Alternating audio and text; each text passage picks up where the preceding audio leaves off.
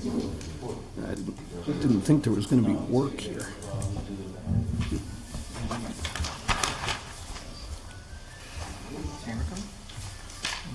Yeah. Yeah, Tony's not coming, Joe is. And Paul's not coming. Do you want to do the home occupation one first? George promises not to belabor it.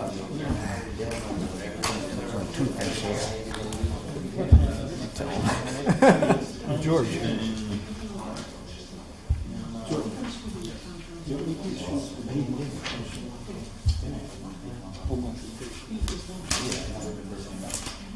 The second one on the agenda.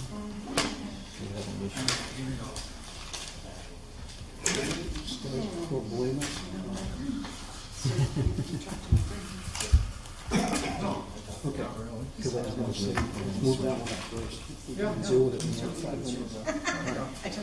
Hey, Joe. Hammer.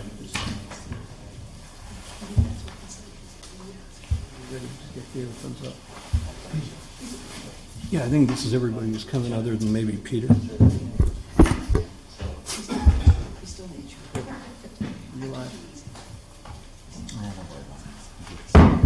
All right. Call to order the Tuesday, September 20th, 2022 meeting of the Wethersfield Planning and Zoning Commission. Joe, would you please call the roll? Rich Roberts. Here. Ryan Allard. Here. Joe Hammer here. Jim Hughes. George Oikel. Here. Tom Deane. Here. Tony Homicki. Dave Edwards. Michael Vieira. David Drake. Here. Peter Lambruni. Here. Paul Thompson. Not here. So 2, 4, 6, 8. We have 6 regular members and 2 alternates. I'll seat the alternates. We have 2 public hearing items tonight. The way they're going to work is we'll start off with having the applicant come forward, identify themselves by the name and address for the record, talk to us about what it is they're proposing to do. Following that, we'll have some questions from the commission, back and forth with the applicant. Once we're done with that, we'll open it up to members of the public who have comments, questions, observations about the application. Once we're done hearing from members of the public, we'll ask the applicant to come back up. We may have follow-up questions from the commission.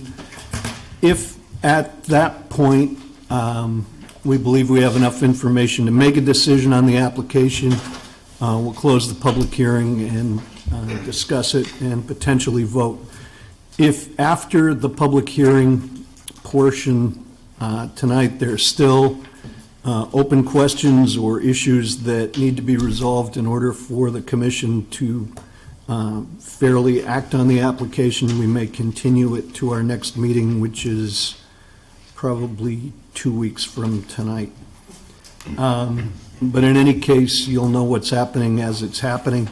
If anybody either presenting with the applicant or members of the public want to come up and speak, we ask you please come to the microphone, identify yourself by name and address for the record, speak into the microphone because the meeting's being recorded, and with that, one of these may be quicker than the other, so is there a motion to take item 3.2 out of order? So moved. All right. Is there a second? Second. Okay, all in favor, say aye. Aye. Opposed? Okay, so the first one we'll have is public hearing 2122-22Z, Irma Carbone, seeking special permit in accordance with section 352 of the Wethersfield Zoning Regulations for a home occupation for janitorial services at 35 Southwell Road. Please come on up and tell us who you are and what you want to do.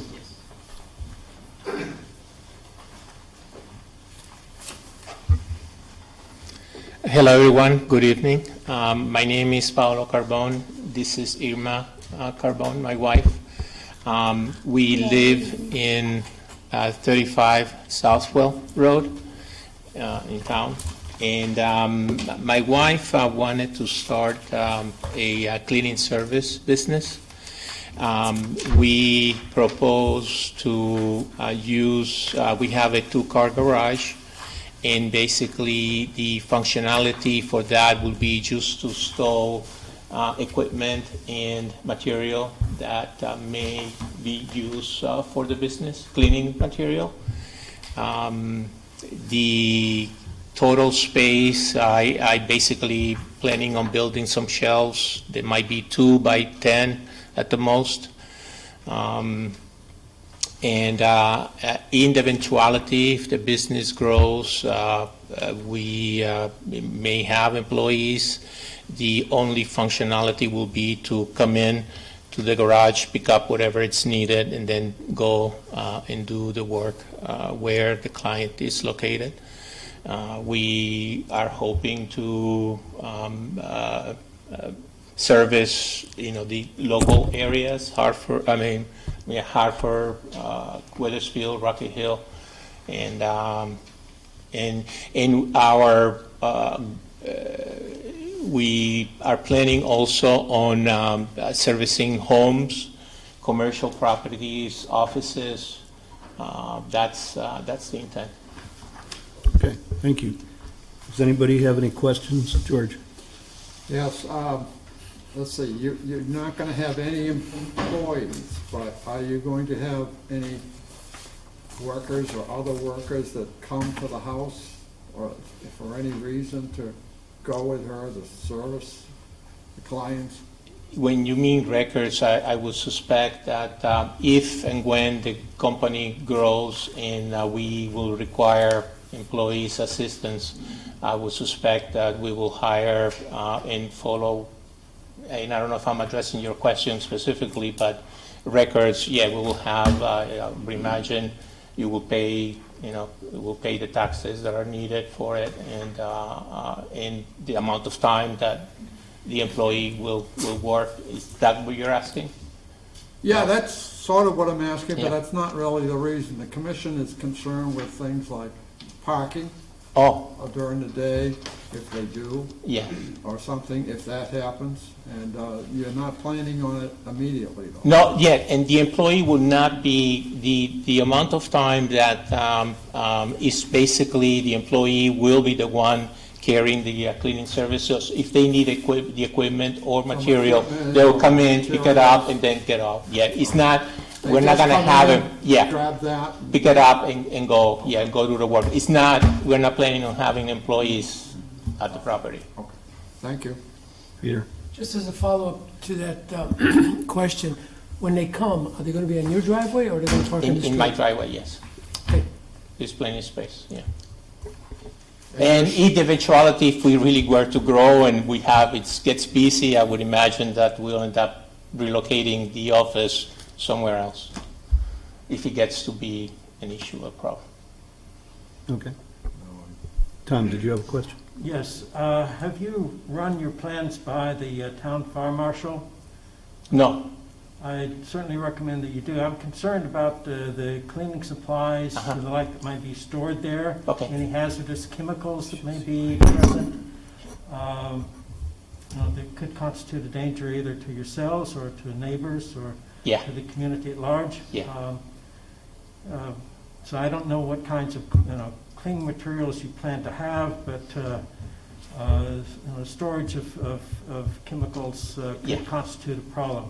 good point, yes. So is that something that I will need to, before the business starts, that talk to the fire marshal? Is that the goal? I would certainly recommend that you do so Okay. ASAP, Okay. assuming the commission Yeah. acts favorably upon your application. This, I anticipate that only being, the cleaning material the household material that you will purchase, in your, grocery stores, Stop and Shops, Costco. That may be so, but, Yeah. mixing various kinds of cleaning materials could constitute Yeah. hazardous as Yeah. well as the quantities that you're going to be Yeah. using are going to be in excess I of agree. what would be ordinarily used in a domestic capacity. Yes, I agree. So I will speak to the fire marshal. Peter?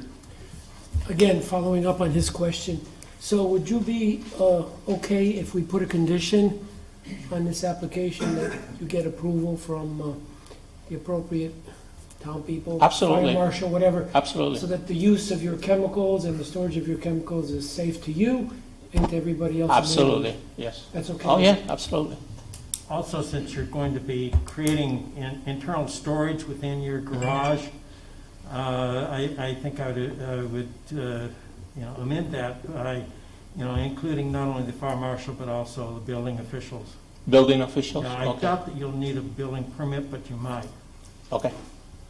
All right, yeah, I would imagine the building commission is in here and all. The building department is in the same building. Okay, upstairs, all right. Okay, As well as the fire marshal. okay, will do. Dave? With the assumption that, say we approve this, would it make sense to put some type of a time limit for him to come back, just in case you get really, really successful and it gets out of hand, and we could take another look at it? How would that work? We could do that. The alternative would be to limit them to one employee so that they're not going to get so successful that it would be an undue Okay, but it's impact. one employee there, so if they, let's say she became very successful and hired 2, 3 other people, we don't want to limit her, but we don't necessarily want it there. So I don't know, what's the best approach there? We don't want to limit her business, right, by saying, well, would we? I don't know, Well, I mean, if you want to limit it by time, I don't know, no, I'm just kind of thinking she does this and she becomes very successful, and maybe you limit it to 2 years, she's got to come back here, and the neighbors aren't all mad, then you keep going, or else she's got to go outside or something. I don't know. I'm just, I think over time, you need a quick look at it again, make sure, again, wish her all the success of the world, but, No, you don't yeah, want, absolutely. I don't want to see No, 10 cars parked out there all the time. I Yeah, know that, yeah. I'm just, that's all. yeah, I mean, I guess, not to put the cart before the horse, but, maybe a longer amount of time and limit it to one employee so that, if either of those things gets triggered, then we revisit it. Okay, like if you hired a second person, you'd have to come back here? Yeah. You wouldn't have a problem, okay. Yeah. Very good. No problem, no, not at all. Just for clarification, Rich, you can't have any other employees other than yourself, right, in a home business, or can you have one more? I'm trying to understand. Well, you can if we approve it. I mean, if you have no other employees and it meets the certain criteria, you just get the the sign off from upstairs. Here, because it's going to be coming and going, and it's it doesn't fit within the kind of the as of right home occupation permit. We can put whatever conditions we need on it, regarding other employees, and the whole point is to minimize impact on the neighborhood. Okay. Tom? Point of clarification regarding employees.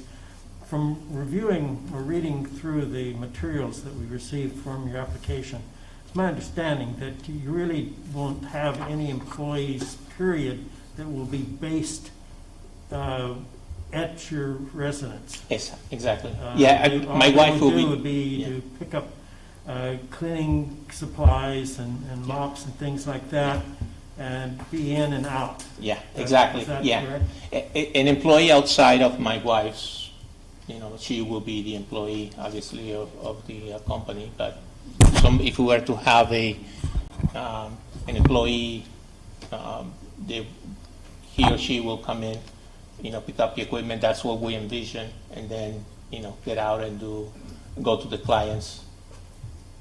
So there would be no office space or anything No, like that no, to meet no, with no. the employees? No, anything it's like it's only to pick up whatever material or equipment needed to do the job.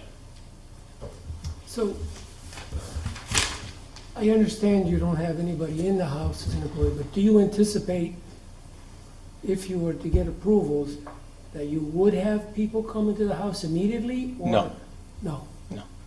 Yeah, we don't even have a client yet. So right now, it's only my wife, and we are marketing to, we'll start marketing to, and I would imagine that the first few clients, my wife will be taking care of those clients. And if and when the need comes up that she needs assistance to service additional clients, then that's when the decision will be made to, if we need to hire somebody.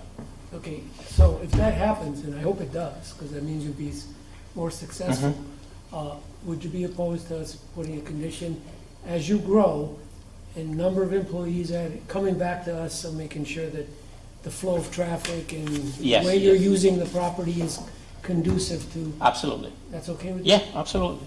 No, let's hope and pray that maybe, if her business will grow and we'll have 10, 15 employees, by that time, we will not be No. doing You'd have to in move. Wethersfield. We'll have to move and do it somewhere else, yeah. Gotcha. But I would imagine one, and if you were to come in, maybe two, they'll come in, not at the same time, but, one can arrange it so that it's one at a time. I'm hoping that might be okay. All right.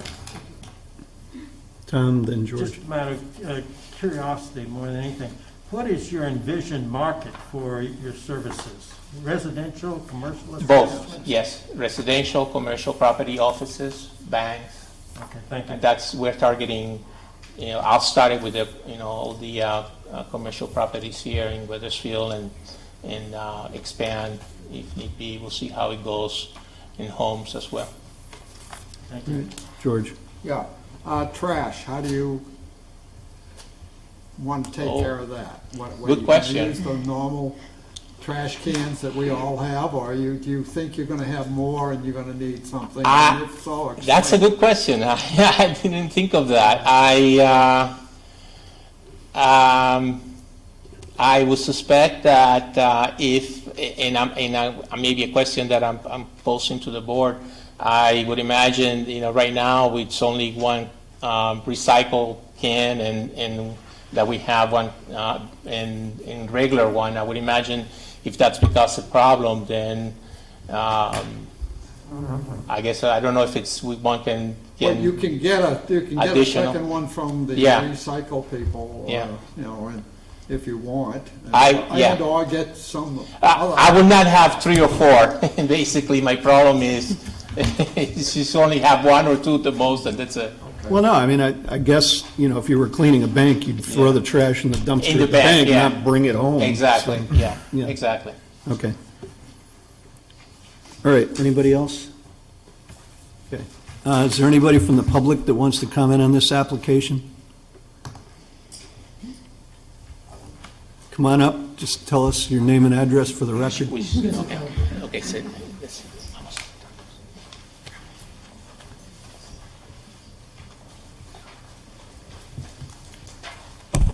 Hello, Autumn Struck, 24 Southwell Road.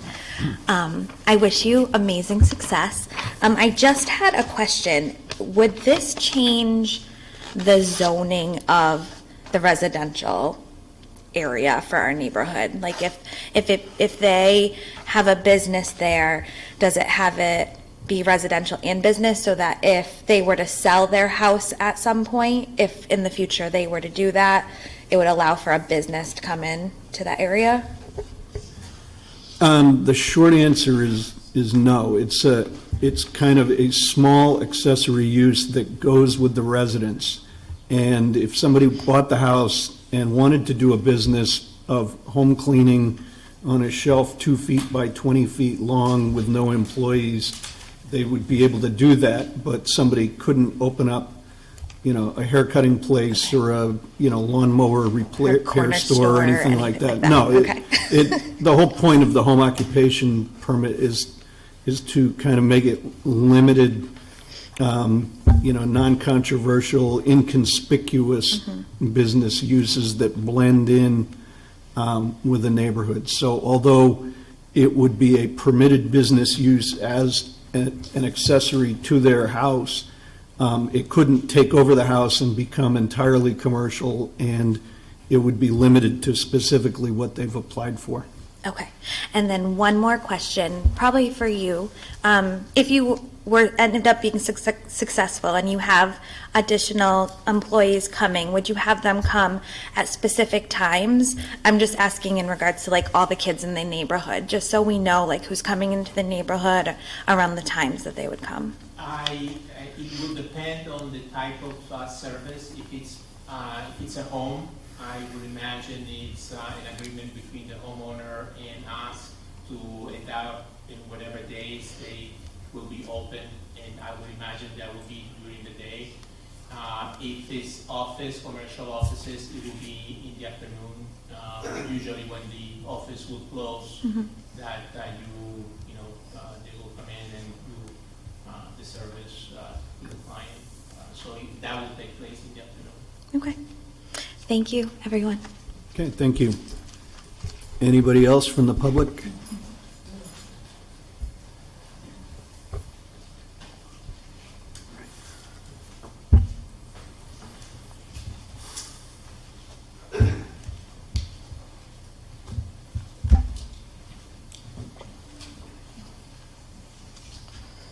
Hi, my name is Nikos Paris. I live at 15 Southwell and object the application regards change the zoning from residential to commercial. As it looks sideways, you actually open a gate for commercial presentation in that area.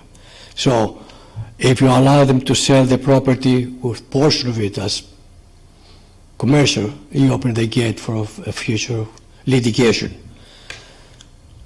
From my point of view, the area is residential, superior residential, and if the gentleman wants to open business, go to where the place is, open business, and not next to my house. And the next thing I want to ask the gentleman is he want to use dry cleaning methods that would pollute our neighborhood. Okay, well, he can answer that when he comes back up after the public comment. Yes. I object the fact to change the zoning, period. Now, if you want to change it, then I should look myself to take appropriate measures to leave from the neighborhood.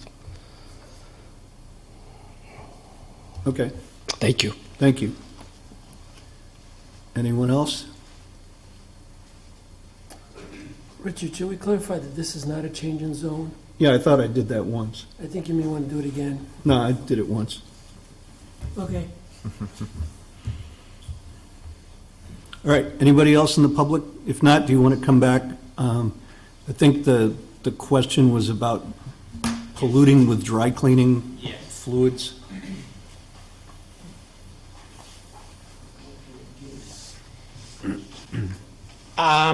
I thought dry cleaning, it's for laundry, whatever they use special chemicals that requires,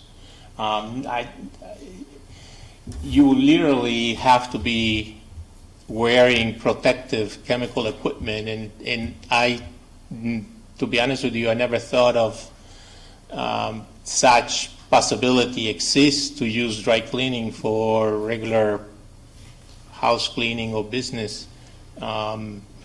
So you will contaminate the home or the office. That being the case, if it doesn't have proper ventilation, that's what I thought. So we will not be using dry cleaning, and if that's something, a condition that you guys will need to put, it's fine. We're fine with it too. Other than that, yes, Clorox, detergents. Those will be the material that we will be using, will be storing. Okay, thank you. Was there anything else that you that you thought of, or that anybody has questions about before we close the hearing? No. I think Okay. we're Anything else, anybody? All right, if not, is there a motion to close the hearing? So moved. Second. All right, any discussion? If not, all in favor, say aye. Aye. Aye.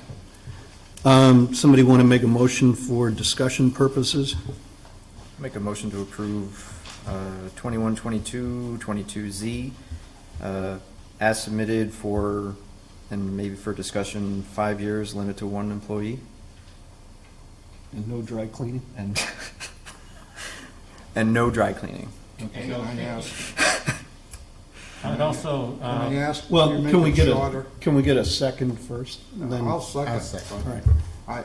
I'm asking, we change it to a shorter time frame? Why? I don't know. I think- I'm just saying, like, because we talked about 3, and then, you know, if we I limit it talked to 1. 3 in the past, 2, and. If they put one employee down, If we did 1 employee, like 5 years, 1 employee, if they go to 2, you gotta I come don't back. see what it. Yeah, I mean, if they get to the point where they have more than one employee, they have to come back Then they would have to come back than sooner than 5 5, years. Yeah, but if I'm they fine. stick to 1, they can be there as long as 5 years. I just figured that's, For clarification, 1 beyond Yes. the applicants, right? oh, 1. No, no, yes. no, no, no, no, the applicant's the one. No. Absolutely That's why I not. want to clarify. 'cause it wasn't- I thought it was one beyond the applicant. No, well, I didn't, but I think just the applicant, she gets, Well, you made the motion, what is it? What did you have in I mind? think 1 plus them. Yeah, Yes. that's where at least. I think that's what the discussion was implying when. Yeah, but I mean, if people don't like that, then, I can live with that, but I thought, my intention was just her by herself, but that's fine, I can live with that. I don't want to say, like, we had this discussion about having somebody come, pick up stuff and leave. Good enough. I don't want to then say on our approval that they can't do that, so. Okay, Could, not a big deal.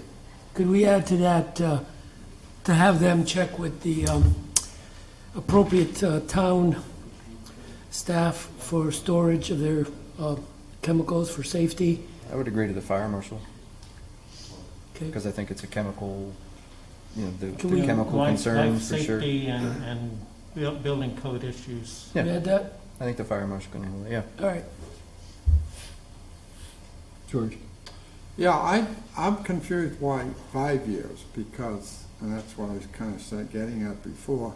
We've done 2 years, haven't we, and 3? I don't know if we've done 5 in some of these kind of things. I think we What- talked What's about, the consensus here? Well, I think we did 10 on Two Rod Highway. Oh, we've done longer. Yeah, I don't think 5 years is excessive in this rather innocuous, home occupation use. So, it saves everybody the trouble of having to come back all too frequently for what would seem to be, a non-existent concern. okay.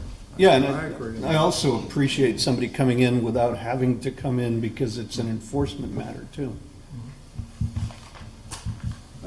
Anybody else have any comments, questions? All right. If not, we know what the motion is. All in favor, say aye. Aye. Opposed? Abstentions? Okay, thank you. All right, next one. Public hearing, 2115-22Z, Larrisa Lake and Antonio Lenoci, seeking a special permit and site plan and design plan review in accordance with sections 52F2 outdoor dining, 5.8 alcoholic beverages, and 510 mixed residential and commercial uses of the Wethersfield Zoning Regulations for the sale of alcoholic beverages and a change of use from residential to mixed use at 164 to 166 Main Street. This is continued from our last meeting. I don't know, do you want to do it? Do you want to do it? Because I'm leaving. All right. Congratulations. I guess promoted.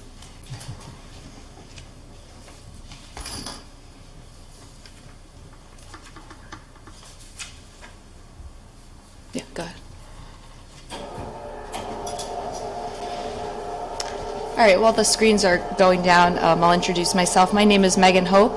I'm an attorney with Alter & Pearson in Glastonbury. I'm here tonight representing Larrisa Lake and Antonio Lenoci, who are the applicants for this application. I know Larrisa was with you previously. She did have some dental surgery today, so she asked that I come to this hearing, which is a continued public hearing. I'm going to try to answer all the questions that were sort of left open from the last night of the public hearing, and obviously if there's anything additional that comes up from the commission or the public, I'm happy to answer that. I did prepare a few slides, so I will just go through those and hopefully will answer the questions that came up at the last hearing. So again, this is a special permit application with site plan and design review for outdoor dining, alcoholic beverages, and also a change of use from residential to mixed use. We are located in the Village Business District, the VB District, and the intent of that zone is to provide for the development, maintenance, and enhancement of mixed-use pedestrian-friendly areas, and they also need to support and enhance the overall community character and the ambience of the historic district. So that is a theme that I'm going to refer to as we go through the presentation. The design of this project really centered around the fact that this site is located in the historic district, and that the applicant was looking to continue to enhance the property and the area. So what I have on this second slide is just an existing aerial photo of the site. This site is one lot. I did see some comments. People were confused about that. It is one lot. I've highlighted it in yellow. It's sort of an L-shaped lot. It has frontage on Main Street here. Main Street is running across the top of the screen. And it wraps around 160 Main Street, which is a residential house that my clients did renovate and restore, and it continues to wrap around the Historical Society building here, and it connects to the existing parking lot at 146 Main Street, which is another building that my clients restored, currently used as a hair salon. So this is one lot. It has been for some time, and it will remain as part of this application. Okay, this is just a close-up version. I will refer to this later when we talk about some of the changes that we've made to the landscaping plan based on some of the existing evergreen vegetation, but I'll skip over that for now. What I have on the screen is a colored site plan. I did try to color it just so it would be a little bit easier to read on the white screen. Again, we've got Main Street located at the top of the screen, and we have the L-shaped lot here. I did highlight the property lines in this red color, which I'm highlighting right now with my mouse. We're actually not seeing that. Oh, you're not seeing the mouse? Okay, never mind. Oh, I know how I can do it, like this. Hold on. Maybe a laser pointer. Are you seeing that? Oh, let me see here. Oh, here we go, laser pointer. There you go. There? Okay, cool. All right, so we've got Main Street located at the top, top of the screen. I've outlined the lot in red here. It does have a slight jog here, so that is a little bit of an interesting characteristic for the lot. But we are proposing to completely restore the existing portion of the building that's located at Main Street. The middle portion of the building here I've kind of highlighted in a striped color because that is an existing portion of the building. It's in a state of disrepair currently. The footings have failed, the foundation is bulging out, we have significant water damage. I have some photos later in the slideshow. So this portion of the existing building needs to be rebuilt. That first floor of that building was original to the house. There was an addition on the second floor that was put on sometime around 1999 and 2000. That also is in very bad shape, even though it's only about 20 years old. Antonio is finding that that portion of the building was not built to code, so also needs to be completely fixed. The new building addition is proposed in this section here in the lighter pink. Right now what I'm going to do is walk through the parking, because that's obviously something that there were some questions about. We do have some parking located in the front. This will be used by the residential tenants. This will operate, as a driveway usually does, how it operates at 160 currently. So those individual tenants will park here. The remaining portion of the parking lot is located in the rear of the property. There is no access to the parking from Main Street. To access the parking lot, you're coming on the shared driveway that is shared by the town with the Historical Society and the hair salon. You're coming down this 22-foot drive aisle, and you're going to turn into the parking lot here. This is a 22-foot wide drive aisle. I did see some questions about that at the last meeting. All this parking area is done in the pervious pavers, which is why you're seeing that cross-hatched area on the screen. And then we do have parking spaces located here, and then also located over here. All the parking spaces are 9 feet by 18 feet, which is the required size for a standard parking space. So that is all very standard as far as the parking lot layout. Because we do have a dead end, we're proposing a hammerhead K-turn area. So this whole area would be striped here. If a car gets to the end and doesn't find a parking spot, they pull into this spot here, back into the K-turn area, and are able to exit the site and look for alternative parking, whether it's down at the public parking lot or on the street, or at some other location. We did have quite a bit of discussion at the last meeting regarding this area over here, so I did just want to touch on that shortly. As you can see, the property line for my client's property ends here, and then we have an additional 12 feet to sort of the northwest of that line. The portion that is in the gray is a 6-foot strip of pervious pavers, and it's about 80 feet, 85 feet or so. That is additional width that is needed for the 22-foot drive aisle. And then there is another 6-foot strip adjacent to that, which is just going to be needed for grading. So that would be a temporary activity that would be done on the town's property. We would go on grade to put the parking in, and then we wouldn't need to use that area any further. I know there was quite a bit of discussion last time as to whether an 824 referral was needed for that. After the meeting, I did reach out to Denise. My first question was I wanted to understand how the commission dealt with this issue when the hair salon came in, because obviously this is about the identical situation. We've got a shared aisle with the town and a private landowner. So that did not receive an 824 referral. And I also reached out to the town manager to make sure that everyone was on the same page. He agreed that the best approach would be to put a condition of approval on the project, which required the applicant to get into an agreement with the town. I'm thinking something of a license agreement or something like that, potentially an easement, but I think a license agreement would do. I think the key to an agreement that we make with the town is that there is some flexible language within that document as to how that right terminates, because I think one of the comments that Commissioner Hughes brought up last time was, well, what if the town needs that property at some point? What if they need to do a building addition, change their parking facilities, any number of things.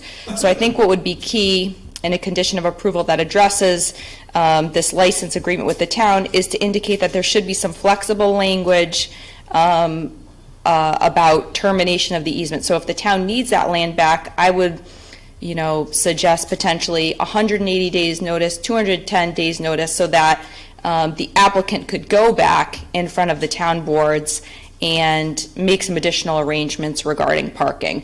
And quite honestly, we're in the historic district here. Pretty much everything requires a special permit anyways, so whether we propose a change later on or the town, everybody's going to be going through that same zoning process. So I think a time frame like that makes sense to kind of get the necessary approvals that would be required. So that's a way that I think we can address that concern about this. We're really just talking about this 6 feet right here, because as I mentioned, those grading rights are going to be temporary. Once we're done grading, we wouldn't need to use that portion of the town's land any further. The next item I wanted to touch on was landscaping. I know that a number of the neighbors had talked about the landscaping that's proposed on the property line that separates our property from Robbinswood, which is right to the bottom of the screen here. There are 2 houses here and here, and there's sort of a third house over here to the northeast as well. Previously, we were proposing pear trees across this entire landscape strip with hydrangeas underneath. And what we did after the meeting is we met on site and looked at what the existing vegetation was in the area, and looked to see if there was a way that we could supplement that to meet the requests that the neighbors were looking for. So as you can see from some of these pictures, we've got a very robust strip of evergreens that's located on this side of the property here. And then if you look at this photo down at the bottom of your screen, that's this landscaping here. So there's also a very good amount of mature landscaping along that southerly portion of the site. So we did see that in this area here, there seemed to be a lack of evergreen material. So Antonio has agreed to revise the plan. We're currently showing 15 arborvitaes that would be 4 feet on center. We would start right at the corner of the property line, and they would be planted between the 6-foot fence that exists and the back of those parking spots. The reason that these arborvitaes are shifted down to that corner is Antonio looked at the placement of the house on the lot and felt that if we put the landscaping down in that corner, that would provide the best buffer. So one of the changes we're proposing tonight is that we would add these 15 arborvitaes here, and then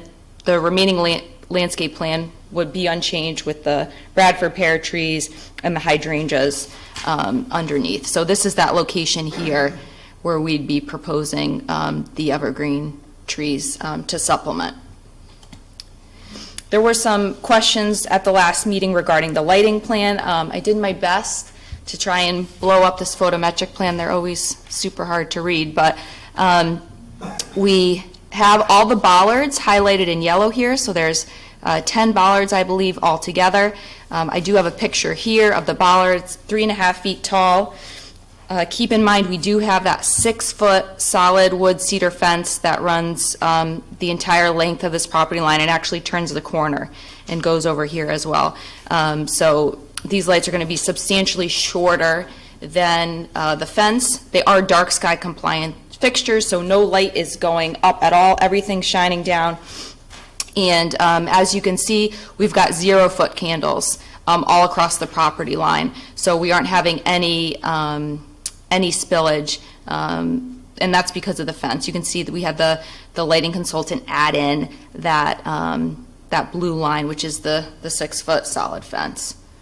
So you said it's 0 all the way around as far as? Correct. Yep. Okay, Mhm. thank you. You're welcome.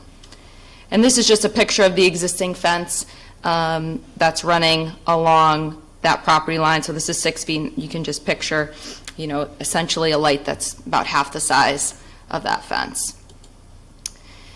This is just a little bit closer. You can really see the zeros here. So that's why I was just trying to blow that up a little bit further.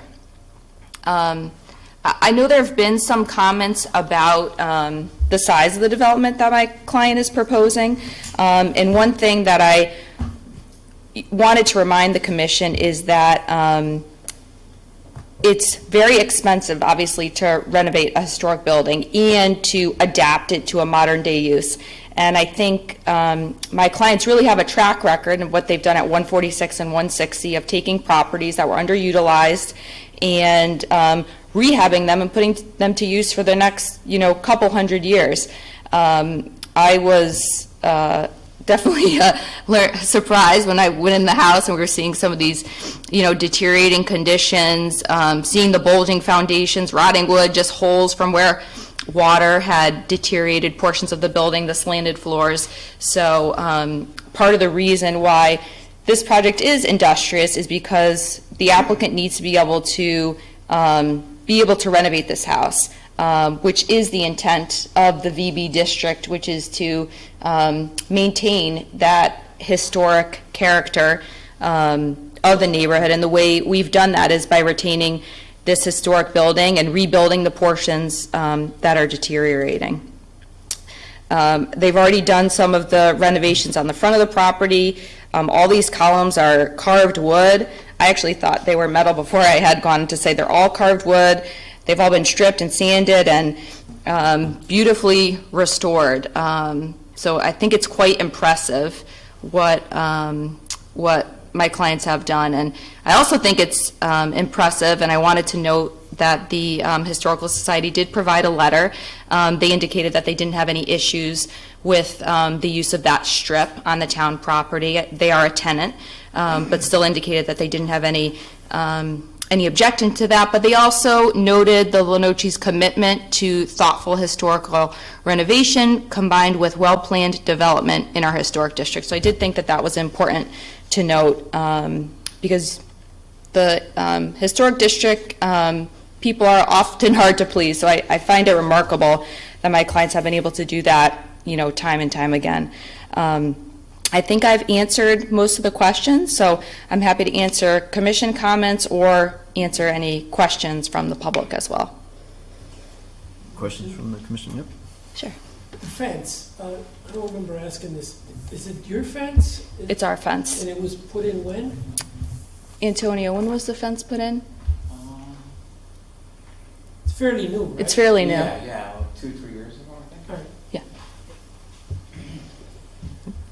Could you go back to the landscaping plan Sure. for a second? I was just trying to understand, on the revised plan, it says that there's, Is it, this says one is that- a little bit bigger, is that good? yeah, so Okay. the plan says there's 30 arborvitae now, and I guess I understand the ones you pointed out Mm-hmm. in the back, but are there some in another place too, or is it just the ones right there? The chart at the bottom On the said 30. chart on the side. Yeah. Antonio, do you know where the other arborvitae's are? Or do you, Ozzy, you know? Yeah. Okay. You can use the mouse if you want Okay, to circle it. right. Mr. Chairman, for the record, my name is Ozzy Torres, professional engineer registered here in the state of Connecticut, office at 63 Reed Drive, Wethersfield. There are other trees which are shown along the back of the other property that's owned by our client. 160. 160, okay? And I think that in addition to the 15 that were here, Oh, and over, I think, these. and then there are a few on the entryway, just to the south of the entryway near to encircle the trash enclosure. So that's where the total comes in. Okay, and in terms of the pear trees, there was a total of 16. Could you just point out where all of those are? Yes, the pear trees were along that edge, but the ones that were displaced have been moved. One or two are along the north boundary line over here, and then the rest are rearranged in number along where they were before. So the number stays the same. We do not remove that number. Okay. It's required for the number of trees along the boundary, and that's why we never got rid of them. We just Okay. kind of moved them over. Okay, thank you. And I have one more question for Attorney Hope on the, I understand, you addressed the need to get an agreement for the strip, for the 22-foot Sure. aisle.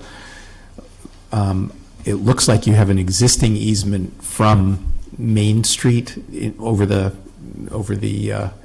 Academy property to come into the parking lot. And I guess my question is that existing agreement broad enough to cover access to 164 to 166, or do you need to broaden it or obtain, additional rights when you're getting the other rights?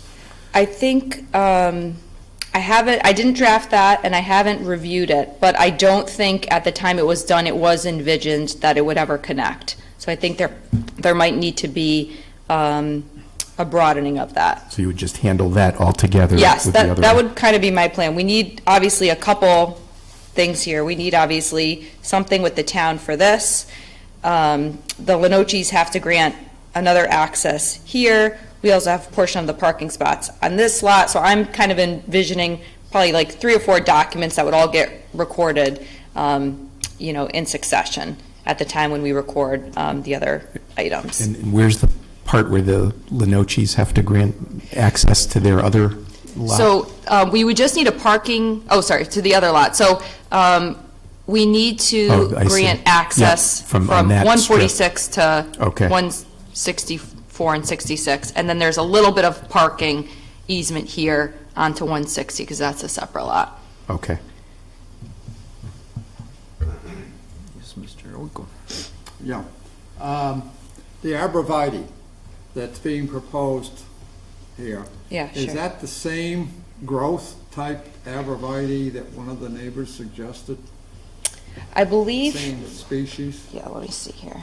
He proposed, let me see. The green giant or emerald green. And that grows how fast? I don't have any independent knowledge about how fast those grows. Antonio? Yeah. What's a typical? It's a foot a year. A foot a year. So we have some different agreement, I guess. Yeah, what was it again? Antonio thinks it's a foot a year. He's a landscaper. Oh, okay. So it meets the same request of the neighbor. The neighbors requested that we put evergreen screening in that area. No, they had In a the- particular species Right. and fast growth issue. So we haven't specified which arborvitae, and part of that is because there's quite a shortage of arborvitae right now. I'm seeing that with all my other clients. 3 years ago, you could go and buy 40 arborvitae, all of the same variety, and that's been much more of an issue recently. So, in speaking with Antonio, we didn't spec out the particular arborvitae because of that reason. We don't know if we can get 15 of the same. Difficulty of getting it. Okay. But definitely, we can commit to doing arborvitaes in that area. Acceptable, I believe. Okay. Any of that landscaping, does that come into play during the lighting analysis? I don't believe that the lighting consultant had the planting plan. I think we ran that, conservatively without any lights on there. Okay. Or, sorry, without any trees. Without any trees. Without any trees. Ryan, Yes, Peter. you had a what-if scenario that maybe I ask you to kind of expand a little bit. You said, in the event in the future that the town needs back that 6-foot strip, that they would have to, figure out some alternative. What would that be? So it's not that they would need to figure out some alternative, it's that we would need to figure out some alternative. And the alternative that would be is that it would involve probably additional parking in this location here, and potentially some parallel spaces, if they were able to fit. If not, it would result in additional parking here. So Right now, they would have to, excuse me, so they would have to take out parking to widen the lane because of the 6 foot that they lose? And then put parking in the other location, is that what you're saying? So we would, if the town needed this 6 feet here to do Right. whatever they had to do, Right. what we would do is we would need to shorten this drive aisle, which would mean that some of these spaces over here, because it's starting to taper as you get closer to 146, would need to be relocated, and we would relocate them over here. So I mean, the answer is that you have a solution all contained within the property. Correct. I mean, you wouldn't have to go outside the property. Correct. We still would have to come back to the commission because it would be a change to our plan. So the neighbors would be notified. But we think that based on the conversations with the town manager, we think that everybody is in agreement with this. But I think if the commission still had some reservations or hesitations, I think we can work some language into the document so that everybody has time to figure out a solution.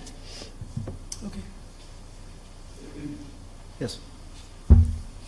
The property to the left, is that zone commercial or mixed? This is all in the VB zone, and there's no residential component to this hair salon business. So it's zone commercial right now? It's zoned business, village business, but the use is commercial. This is residential right here. The house right here is a residential use.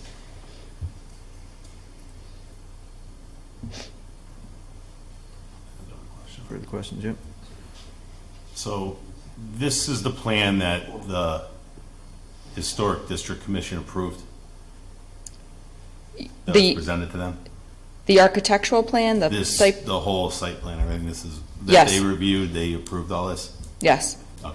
All right, so just, and then just, if you know the answer, I'm trying to think, I thought, just going back, so I have a base. Originally, the Academy Museum and where the hair salon is today, because I believe the hair salon was a private residence at one point in time, they were separate driveways, but they were kind of commingled over the years. Yeah. Just because the divider got run over. So it actually helped the Academy Museum probably by straightening out that driveway. Yeah, I think it made it, by combining it, and it was more of a standard Then it size. made it two-way rather than. Correct, a kind of a double sketchy one-way, yeah. Got it. I'm just concerned about if in the future, for whatever reason, that 6-foot strip, I'm not even talking about the tapered part, but then to maintain the 22-foot right-of-way, and if you have to go horizontal parking, you still probably lose, I don't know, probably about 4 or 5 spaces of that.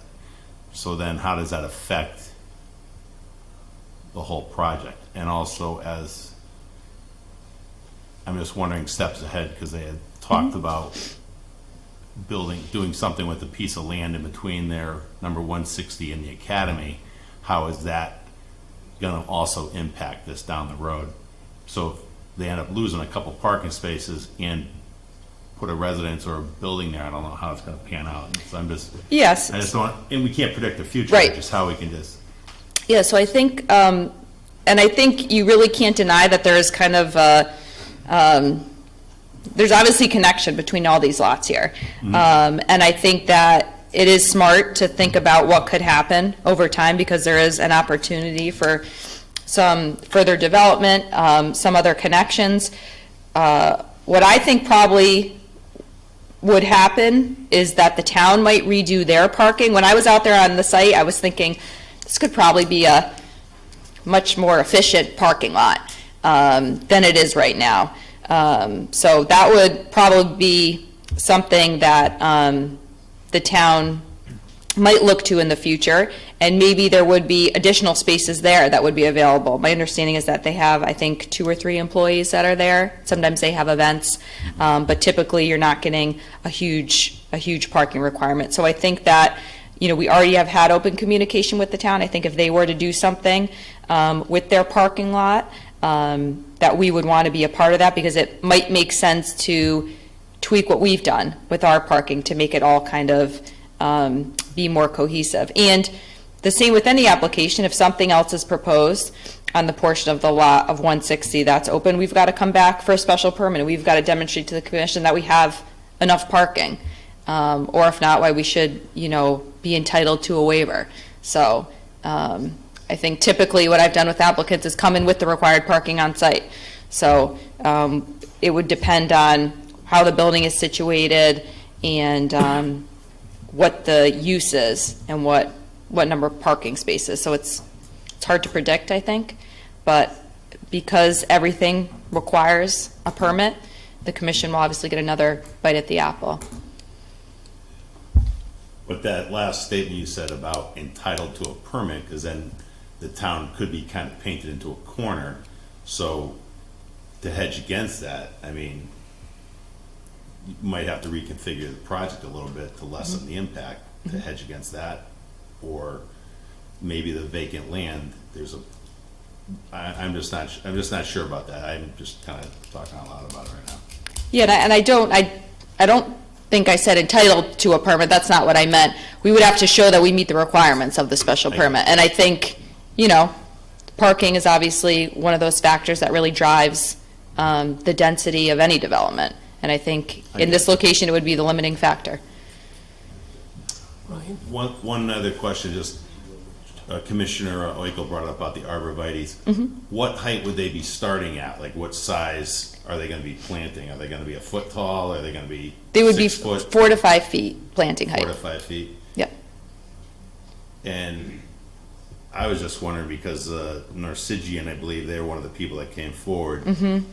I believe I they're don't know over how here. if your client would feel, how you feel about extending that row all the way to the Narcigian's property line, because they did talk about their second floor and their living space and that type of stuff. I'm just going back to what the neighbor said. Yeah, no problem. We are proposing to bring our plants to our property line. So we're not stopping short, we're going right, right to the corner.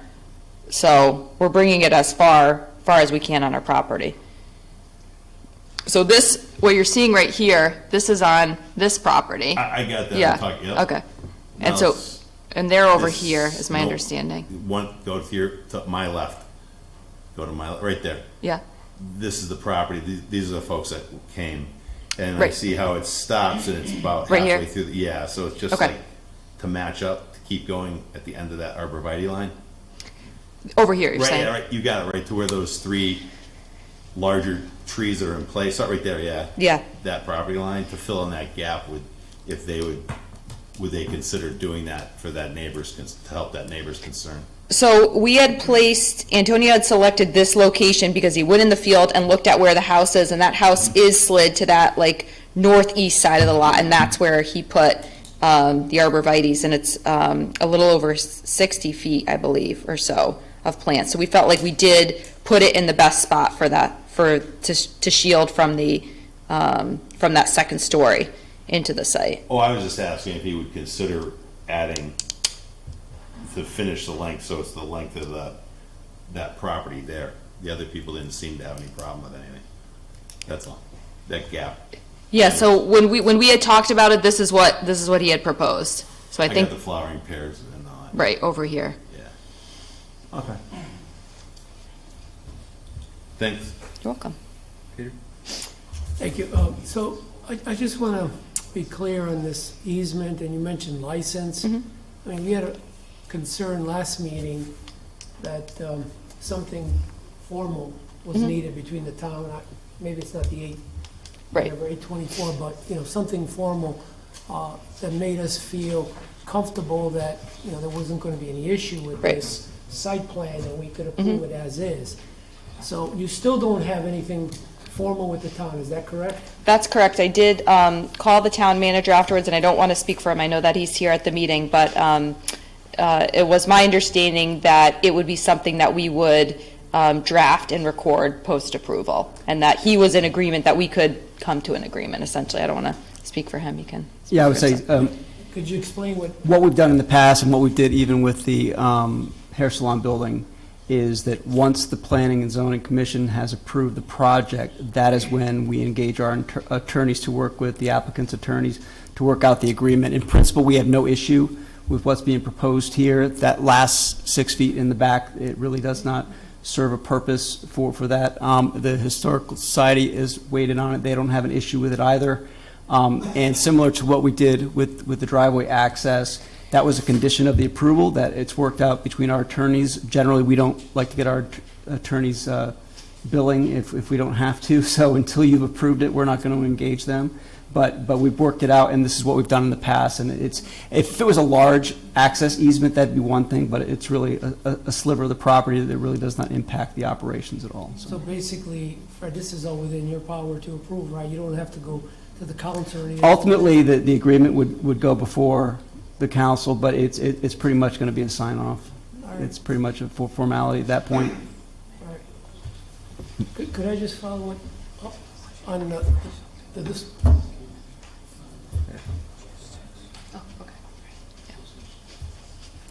Going back to the previous discussion. Sure. I think the request was, because of the concern that the neighbor has in that open space, we would like to understand, would the applicant be amenable to extending the arborvitae line, removing some of those pear trees, to include that neighbor up to those large trees? That's a specific question. Right. Would he be amenable or not to that?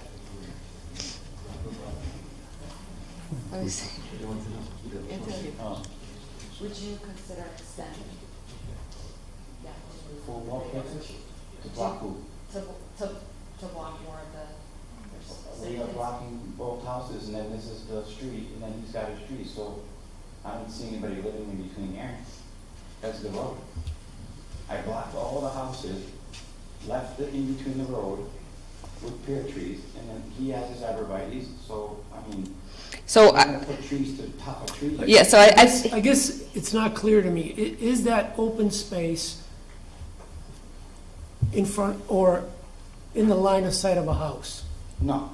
Right, so we don't think that that is in the open space of the house, and it's, you can see it probably best right here. So this is looking down at this location here. So here's, Does the aerial show it by chance? oh yeah, let me go, good idea. I knew I'd put those in for a reason. Oh, here we go. So we have like this big area here. So we're proposing to bring the arborvitae's in this location, and we tucked it down so that it was adjacent to where his house was. Can you zoom out? Can I zoom? You had it up? just before that. Oh, this frame. The slide. This one? Yeah, there you go. Okay. Oh, so the house is the width of the entire lot, basically. Right, so basically we're saying, can you add the arborvitae's the entire length of the house? We did. We've put, yeah, we put them 60 feet. It's gonna end all the way to his porch, right here. Wherever that dot is, it's gonna end.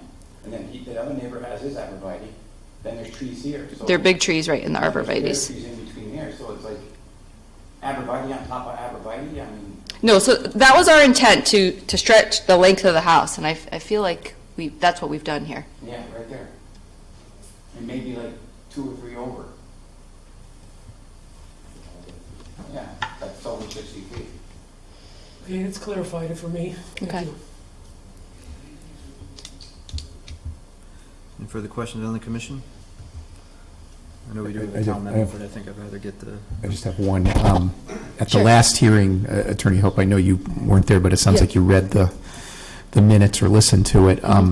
Denise Bradley, the planner, said that she had envisioned that whatever agreement you'd obtain from the town would be a condition to satisfy prior to issuance of a building permit, so that we knew everything was safe Yeah. and that you didn't, is that agreeable to you? Yes. Okay, thank you.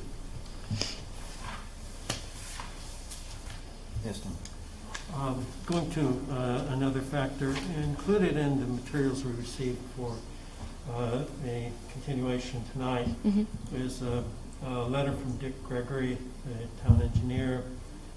He was basically commenting on the his review of the plans and a lot of engineering types of discussions in his.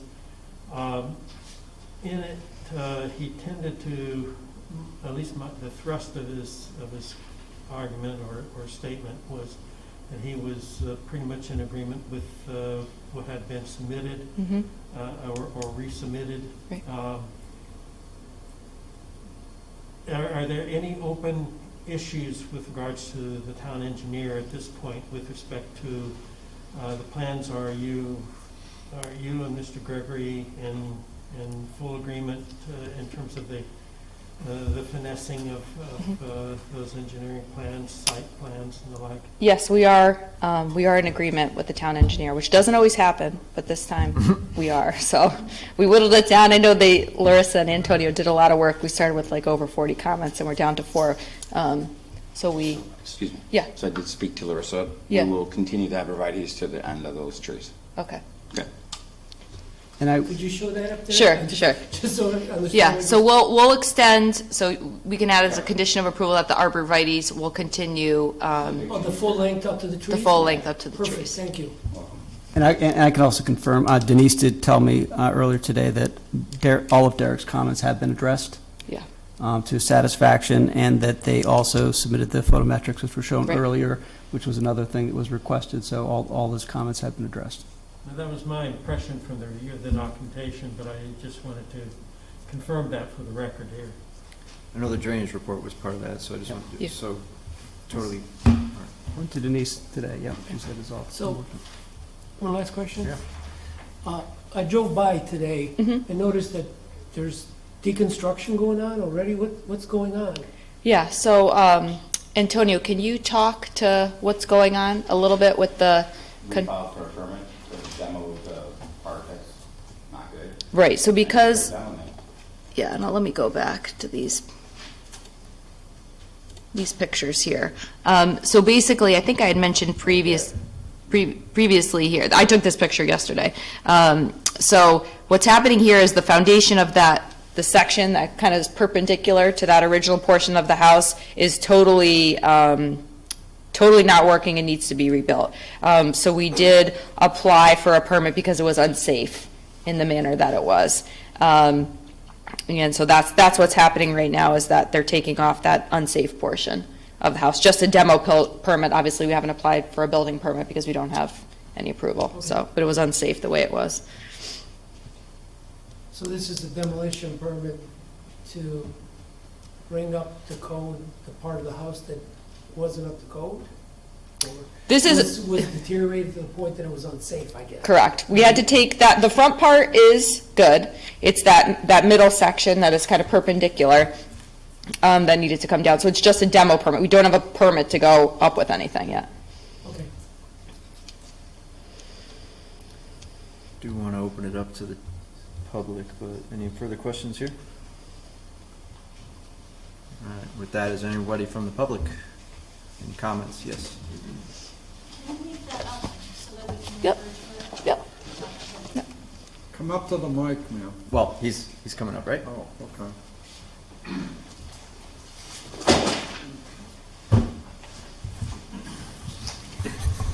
Good evening. Rob O'Connor. I'm 180 Main Street. I'm one of the neighbors that did not come to the last meeting. And I have written a letter to the commission in my partner and I's support of the project. And we've been Antonio and Larissa's neighbor for 6 years that we've been here, 6.5. And we've lived through all their renovations, most probably, for 365 days a year. And then we support their work, the way that they fit into the village.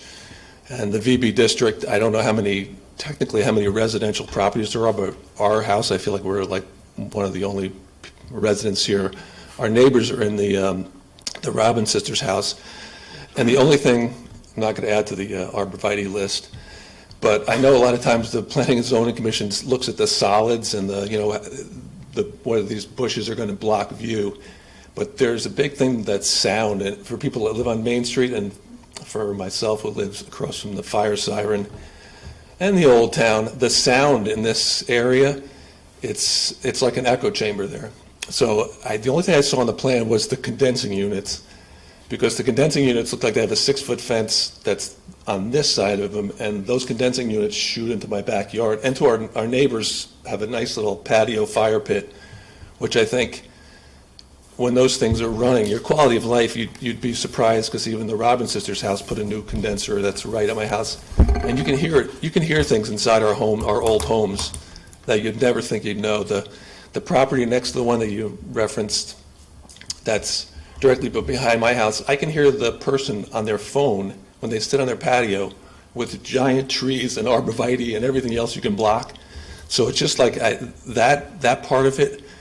If there was a way to put something on the other side or I know that there's modern technology where condenser units can be silenced, and I really would look for like a silent operation, or swing them to the back of the building that they face the new arborvitaes, because I don't want to make it put any more arborvitae up.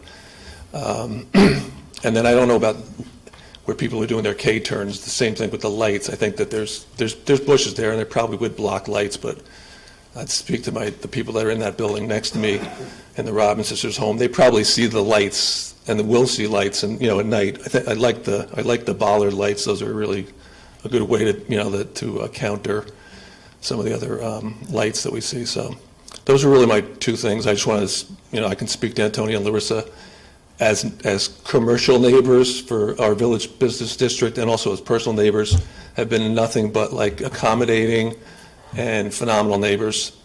And then as co-chair of the Bike Walk Wethersfield and part of the Bike Ped Committee that we hope to start up soon, I would just see whether we could put some bike parking back there too, because there are tons of people that are coming in, and it would be a nice shelter off the road if you could sneak in some way and park, and you might have a little cycling hotspot, especially bakery, coffee, cyclists. It's a natural. And I think the town has some bike parking, and you put some of our historic Wethersfield bike racks in there. So, but thanks. Right. Mr. O'Connor, a question for you. You're the neighbor on the right side adjacent? If you I mean, up in The this. one picture, the bigger picture had my, Go back to like the second slide. Okay, where do you want me to put it? Oh, go back, I think go back to the. Oh, can you move it? Oh, there. This one. This one, right? yes. this over here? that one. So, yeah, that's mine, right. I had the, we had the narrowest property in all Wethersfield. I checked it out, 36 feet wide. And so where are the condensing units? I was just curious to see where they would be You located. want to show it us? Yeah. The condensing units are right here. They're in that Right there, corner. okay. I mean, I can't pop it to the site plan. I don't want to violate privacy, but if you saw the house. Well, right here- okay, over here on this other drawing, I can't get it in there. Probably where the Oops, okay, hold on. There you go. Okay, condensing units are right here. And that 6 You foot see the fence white- on the left-hand side, I think it is. There's a 6-foot fence to the left of them to block them from the patio. Right, and send the noise that way, like that's what. So you'd rather have the Wall fence Street- on the other side? Or they put them on that, I'm not a designer, but like put them on the back wall of the building and make them, soundproofing, or I know they make covers that are soundproofing covers, and to do a number All on right, it so is. the question is, can something be done to reduce the noise pollution from those condensing units, the two neighbors on the Right, side? right. That's the question. Anthony, I mean, we would have to just look into that and do the best we could. Maybe the HVAC contractor probably has. I think maybe in the interest of time, we can run Yeah. through comments and Oh, address them okay. all at once, yeah. Thank you. Anybody else in the public have any comments or questions?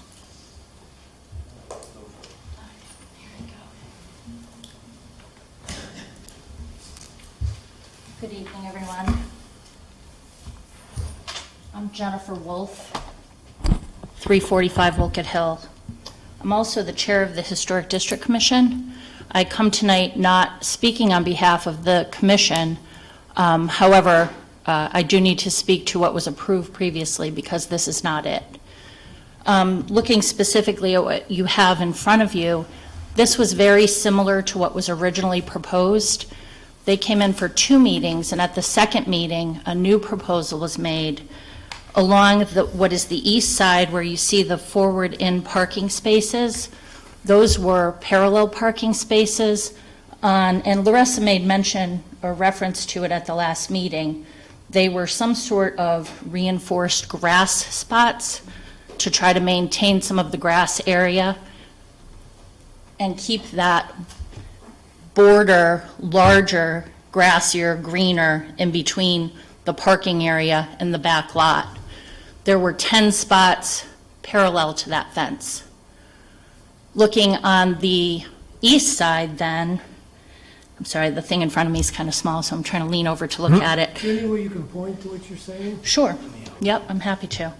So these spots here were 10 parallel spots against the fence that were on some sort of reinforced grass material. That was in the April 26th meeting.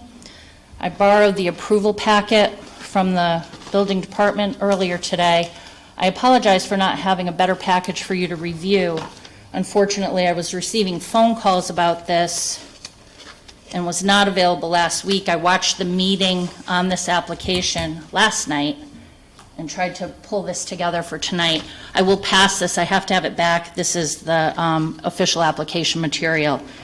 But I will pass this down on what was in fact approved at the last hearing on April 26th. This is for the historic district? That's correct.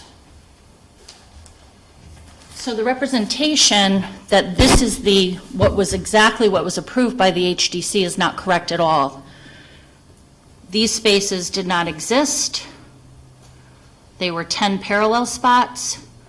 There were 14 spots along here, which is hard to envision in the size that they have, the current one. So I'm wondering about the scaling, that they had 14 spots in this area. I should mention parenthetically that they did not have in their application condenser units at all.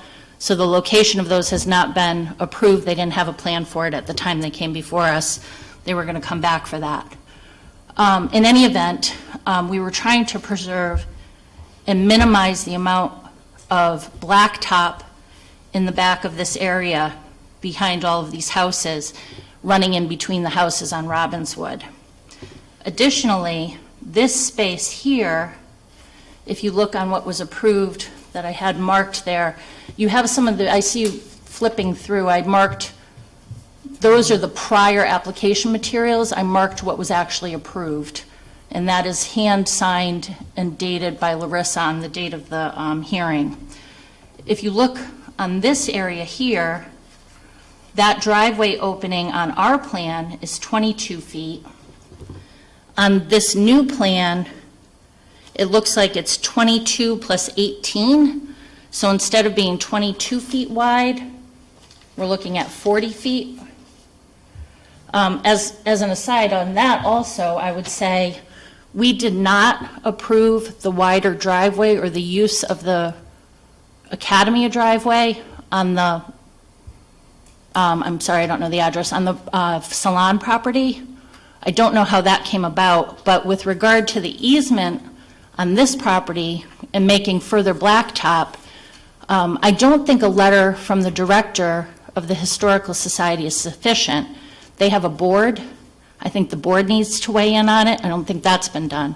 I also think waving the wand over granting an easement over a piece of property, this needs to be done legally. It needs to be put on the land records if that's what it's going to be, or maybe a temporary use that you agree to, but calling it an easement when it's clearly not an easement, we need to be careful about the terminology we use.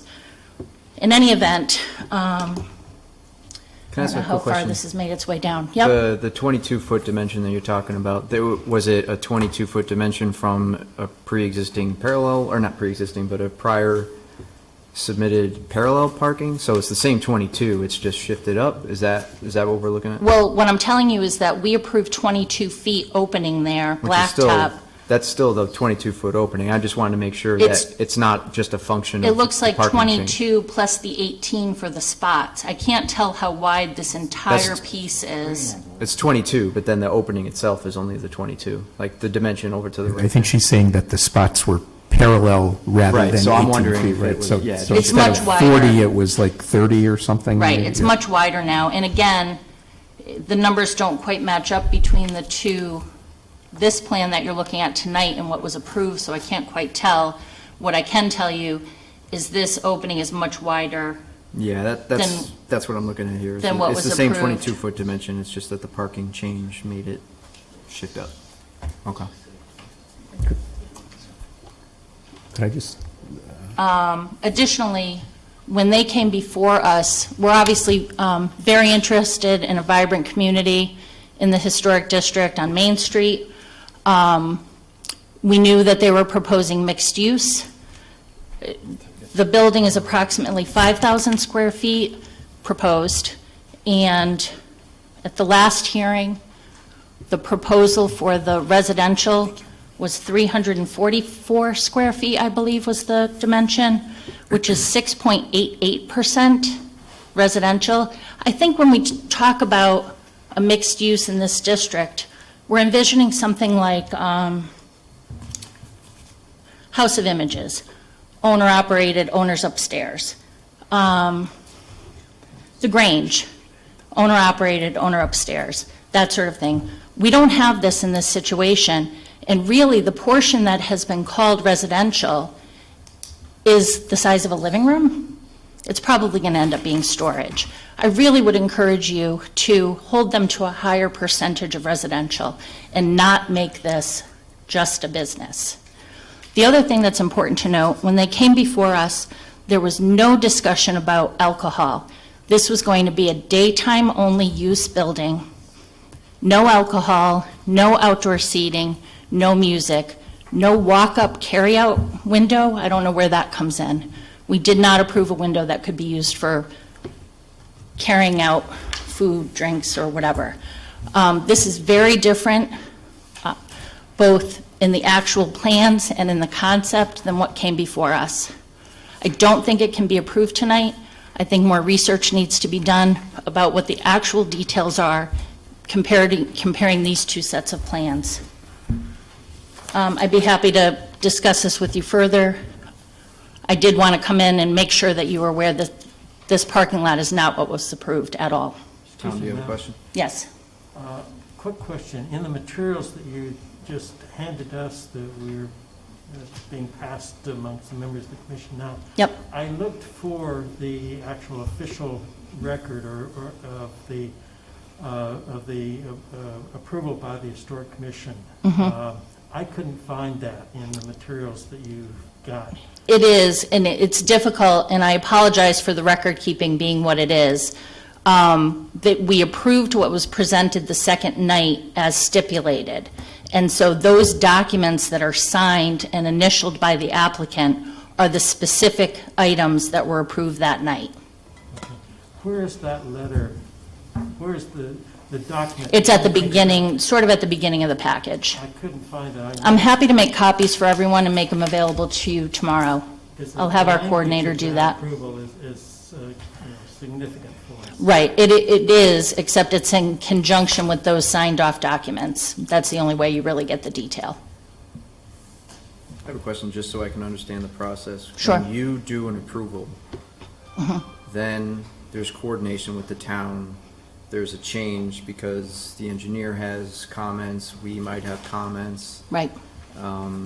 What is the typical procedure? Do they have to come back to you? Or if it's approved by you and then the town has some changes that need to happen because of drainage or parking or whatever? They would come back to us with an amendment unless it's The town comes to you? No, the applicant would come to us. Is that, I just want to make sure. Yeah. Okay. They would come back with an amendment unless it's a major structural change that we feel needs to be renoticed for the neighbors and for the town to see. And then they would have, if that were the case, they would have to file another application. And that covers everything from site parking to envelope of the building and all that? Well, if it's envelope of the building, you're talking structural changes, and they might have to renotice that. Which they would, but, well, if it's like a parking change, if we, Generally not. Generally, we would just go back to the full amendment. okay, and that, okay, we can ask if that's been done. Okay. I'm happy to provide you any documentation from the approval and from the packet material that was submitted to us. I apologize for not having that available for you tonight. Yes. I have a quick question. Sure. I don't know if I was reading, it looked like it was April 26th was the approved plan. Correct. So I understand the point you made about the width, the 22 parallel versus the other kind of spaces, but it looked like the approved plan had asphalt pavement for the lot, and I just wanted to make sure I was... She, on that second night, came in and asked for the pavers, so it is pavers. As approved with Correct. pavers? Okay. That's correct. Thank you. Parking spots, right? Correct. Yeah. And what about With the exception of that strip of parking spots on the east side, which were, again, that reinforced grass. So it would mostly look like grass unless there were people parking in it. And the drive aisle, as approved, was pavers as well? Correct. Okay. So just to clarify this again, so the Historic District Commission, your scope is the look of the structure, the exterior of the structure, and the application use of the structure?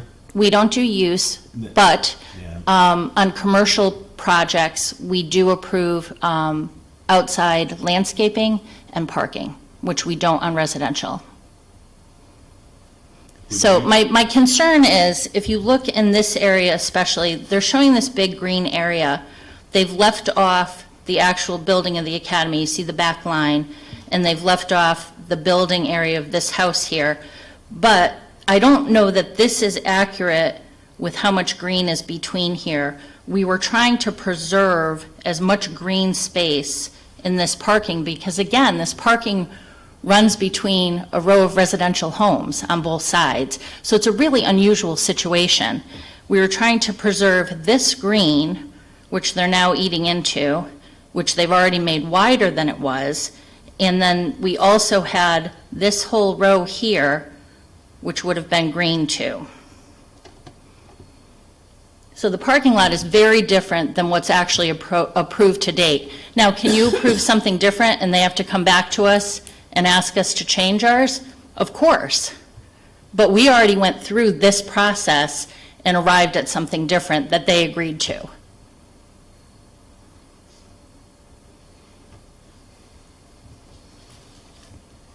Any other questions? Thank you very much. Thank you. Faked me out. Any other questions from the public? Sure. We just didn't realize that the speaker that just got up said she was speaking on behalf of the commission or I'm not? not. I'm speaking as a resident, but I am the chair of the Historic District Commission. So do you have to make believe you didn't hear anything technically from that? I'm just curious for the process. No, I think what we're going to do is when the applicant comes back up, maybe we'll clarify a couple things, but, a point was raised and we'll get to the bottom of it.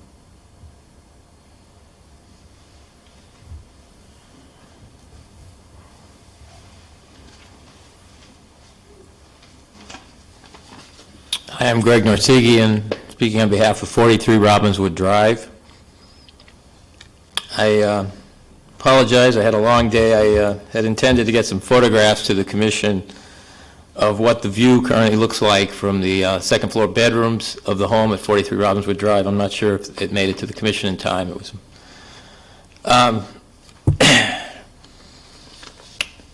I've lived in Wethersfield since I was 2 years old.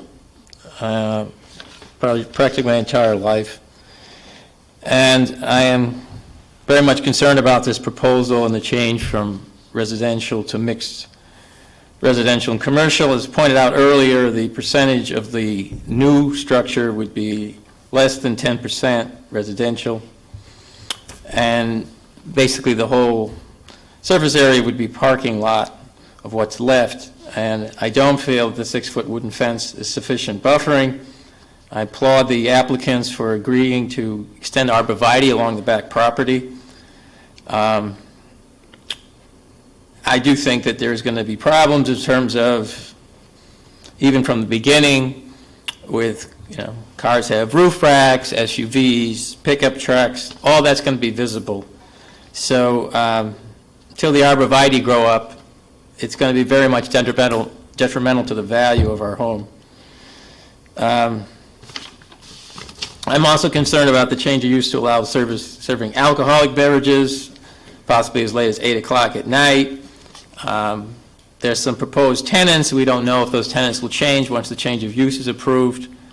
It's just the buffering is getting better, but it's still, to me, inadequate. I'm also concerned about the change of use, other people parking there, delivery trucks, maintenance repair trucks, noise that's created, trash that may be thrown over the fence, stuff that blows under the fence.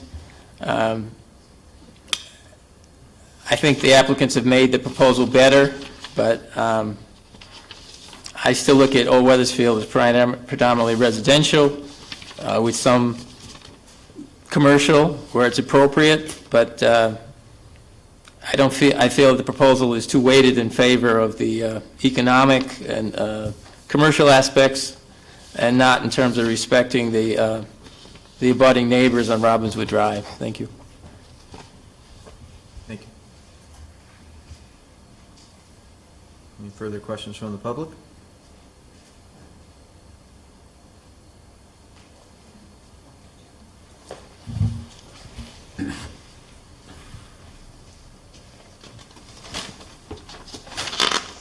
Okay. Again, for the record, my name is Megan Hope, representing the applicant. So when I spoke before about the HDC approval, I was talking about the building. We have made no changes to the building since HDC approval. After HDC approval, we've gotten multiple comments from the town engineer. Those included that we could not have any grass parking. We were not allowed to have parallel parking. And So our intention always was to go back to HDNC and get an amendment to our plan. That was something that Larrisa indicated that she had talked about with Denise Bradley, and because it was just the parking and didn't have anything to do with the building or anything like that, that we would go back to HDC. We did have a condition of approval on our HDC approval that we had to go back anyway for the condensers to show what the screening was. So we have to go back for that anyways. We always knew we did. I believe the only stipulation was that it had to be behind the building, which we've shown that it is. So we do have to go back to get that screening approved anyways. We are still showing the 22 feet here, so that is 22 feet. I understand that it's different, and those all came out of the comments from the town engineer. The other comment that I wanted to respond to had to do with the condenser units. I think we can look at ways to screen that. We obviously need to get HGC to sign off on the screening, and we also have to have some type of air circulation around the unit. So I'm weary of saying, yes, we can put 2 6-foot fences on either side of these units, because I don't know if they're going to operate efficiently. But I think we can definitely keep that comment in mind. And again, we still have to get that exact location approved by HDC. So there potentially could be some flexibility there, which obviously has to be approved. In regards to the comment about alcohol service at this location, there obviously are various establishments within this area of Wethersfield that have liquor permits. One of the items that this commission looks at when they approve a liquor use with a special permit is the applicant creating an over-concentration of alcohol within the community? And I did take a look to kind of look at the different liquor permits, because you can look those up on the state website. There are a lot of different restaurant liquor permits. Heirloom Market has a liquor permit. Obviously, all the restaurants and bars do. I think what really differentiates our use from what everyone else is doing, and why it's not really compounding the other liquor uses, is because we're talking about a 627 square foot tea room. It's a very different alcohol use than what the Charles is doing or what Lucky Lou's is doing. I don't think that that's really an apples to oranges comparison. I do think that what Larrisa and Antonio are creating here is something more intimate with smaller boutique uses. So I think this idea that people are going to come to a tea house and it's going to be some crazy situation doesn't fit with the use that we're trying to get approved. If in the future there was a change of use, again, that has to come back to the commission, and they would have to weigh whether it's creating this oversaturation of an alcohol use. But we don't feel like what we're proposing does that, specifically because of the limited size and because of the type of alcohol use it is, where it's something complementary to the tea sandwiches and the hot tea that's non-alcoholic that's offered at the location. The other thing I wanted to mention is that the Historical Society has 6 employees instead of 3. I got a correction, so I wanted to put that in. I know people are watching, so I misspoke before about that. I think that answers all the questions, but I'm happy to address anything else the commission has. Following up on the alcohol use. Sure. I just want to make sure I'm clear on this. So this application is for alcohol use limited only to the tea room? If we approve this in the future, if another tenant comes in the front and wants to use alcohol, would they be precluded from using it because you're only asking for this? I'm not clear on what you're asking. Yes, so it applies to the entire building.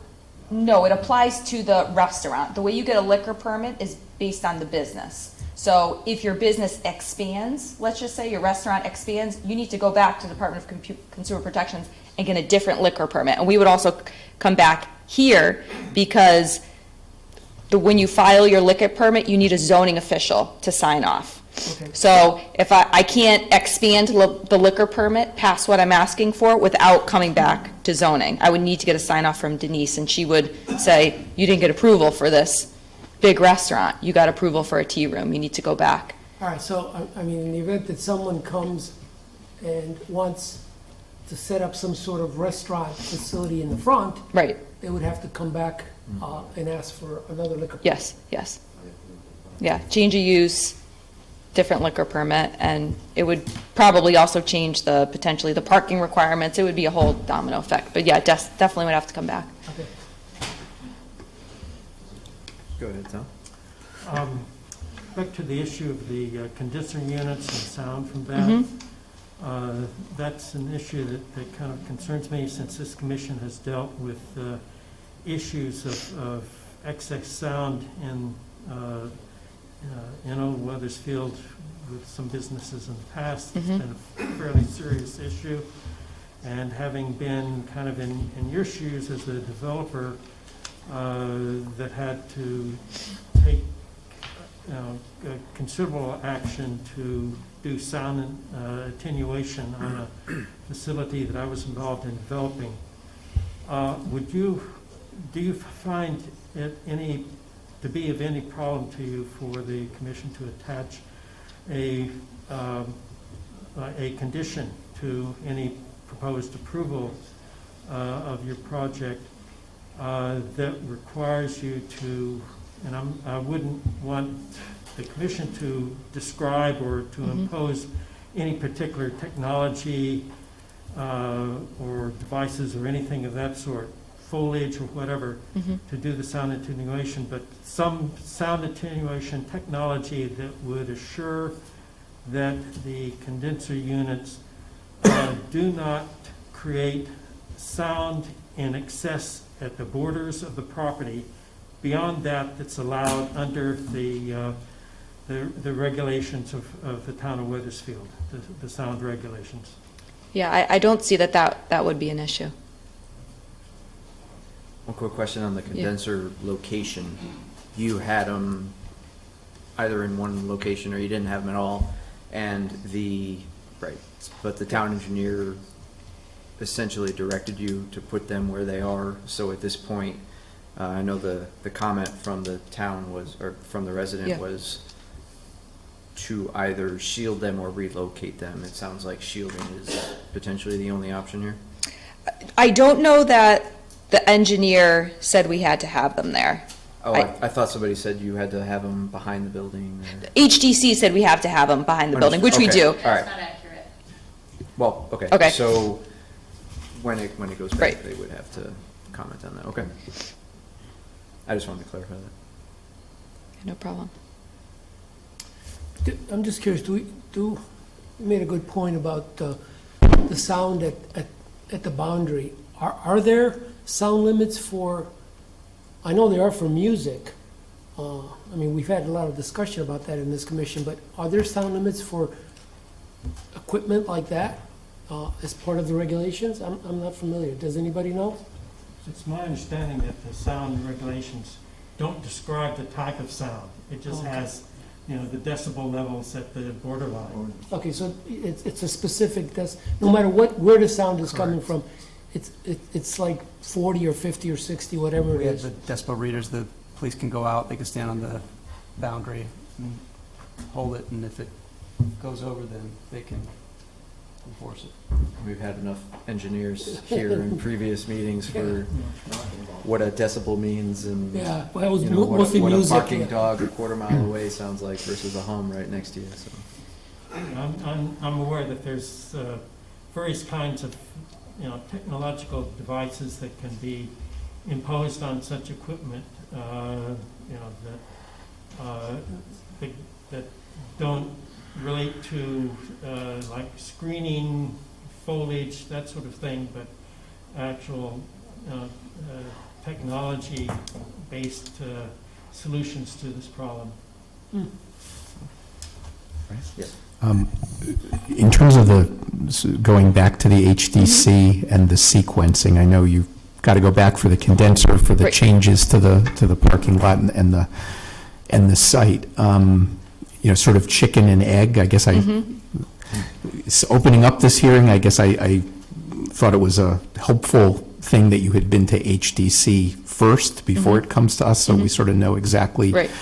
what we're addressing, and now that you've got to go back, from the applicant's perspective, would you prefer to have us hold off on action until you can complete that process? Because if you don't, then of course, if they approve something different than this, you're going to be back in front of us Right. potentially. Yeah, I think that we would prefer to have a vote and then go back to HTC for an amendment. We understand that it might rise to the level of another public hearing with them, totally understand what the chairwoman said, but that would, I guess what I'm saying, though, is depending on what they do We or might- don't do, you could be back here for another public hearing It's after definitely that. possible, yeah. Right, so, you could, again, it's your choice, but, yeah. I think our choice is for, you want to vote? Yeah, I think we would like a vote, and we understand that if we can't come to an agreement with HDC, then we would have to come back here and probably have to have some type of holistic meeting also with the town engineer, because that's what really drove the changes. It wasn't that we were trying to change it. We were trying to get the other plan approved, and that was something that he couldn't support. So that would be Yeah. our position. I think I had a similar question. I just wanted to ensure that at least we're not circumventing anything and making sure that, like, even if we do approve something, it still has to go back Yeah. and get that HDC approval. So what's wrong, Jim? Oh, no, I'm listening, yeah, absolutely, yeah. Because it's normally, I put a lot of credence on what a commission, if it was switched around, I put a lot of credence on what they say. So it's like, when they come in and say, okay, we have the green light from HDC, I'm like, okay, that checks a lot of boxes and kind of gives me a lot of comfort to move forward with this. And it's been vetted out through groups of people, and maybe neighbors have gone to that hearing and they're satisfied, so they're not coming to this hearing. Like, okay, we're happy with what happened at HDC, we don't need to go to zoning because I don't care about the catch basins and the curb and that type of thing, I'm just kind of thinking out loud here. And with all due respect to those commissioners, I understand if it was a tweak, but it's just from what I looked at, it's not, it's a whole different layout. It's a whole different layout. And the alcohol permit and all that was touched on there, that isn't as concerning to me as just the whole complexion of it, of the parking lot. And they might as well knock out the condensers now while they're there. And I understand that, because he doesn't want to have 50 grand worth of condensers that he has to move or change out. So maybe he's, I'm just, I put a lot of credence and respect to the fellow commissioners, and they generally, as I know it, they always go to HDC prior to coming here. Yeah. And I understand, not to repeat myself, but I get a tweak. But if they have to redo the whole thing, and one of those green spots has to become parking spaces and they have to become parallel, and then it's a whole different ball of wax. If they don't have as many parking spaces, that would impact our decision on how big or the intensity of the use. So is it more of an optics thing for you as opposed to, because it still has to all happen. It's just that it looks like we're approving this knowing that there's going to be coordination with HDC, and then we're going to end up more or less seeing it again unless the town is... Well, I look at it this way. It's not an optics thing. If this comes back to us after HDC approval, we've already, and it's 99% or 98% the same, but they moved the condensers over and they lost 2 parking spaces or added 2 parking spaces, then it seems like it's a pretty simple evolution for us since we've talked about this. Okay. We've heard from the neighbors and whatnot and those types of things. I guess just to pick up on, is the hearing still open? I think it is, but before she does, I guess I was just going to pick up on what Jim said, and from my perspective, ideally, I prefer that they come to us with something that HDC has approved so that we can have some level of comfort and take into account where they ended up, with that body? Because I think there's a little bit of overlap as well in terms of the layout and the amount of impervious surface, pervious surface, et cetera, but. And a vote tonight doesn't preclude any of that. Right, I guess I just, in terms of going there first, I think is the custom, and we usually get something that's a What does that completed vote- product. What does that vote tonight really mean if the to me, the parking's pretty significant. Right. So I'm kind of thinking, if you had brought the one you had with parallel parking, and we said we didn't like that, we wanted this, then it still have to go back, right? Correct. So I Right, although I guess they could be coming back here saying they want a waiver of 12 parking spaces after HDC. I know that. Right. Yeah. And there was just, things that stick in my head about like the open concrete squares, but they cited snow plowing issues and the dead grass. Those were one of the first things they talked about as opposed to bituminous. Ordinarily, I tend to think that Commissioner Hughes, that you're right, that we'd prefer to have the HDC's final ruling in place before we acted. However, in this situation, in terms of having a reasonable order of development for the applicant,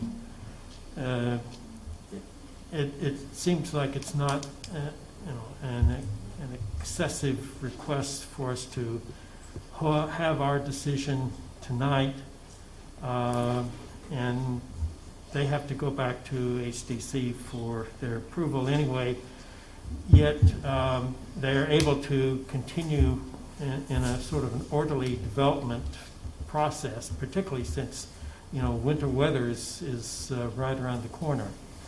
And I'm sure they want to get started on as much as they can do in the process.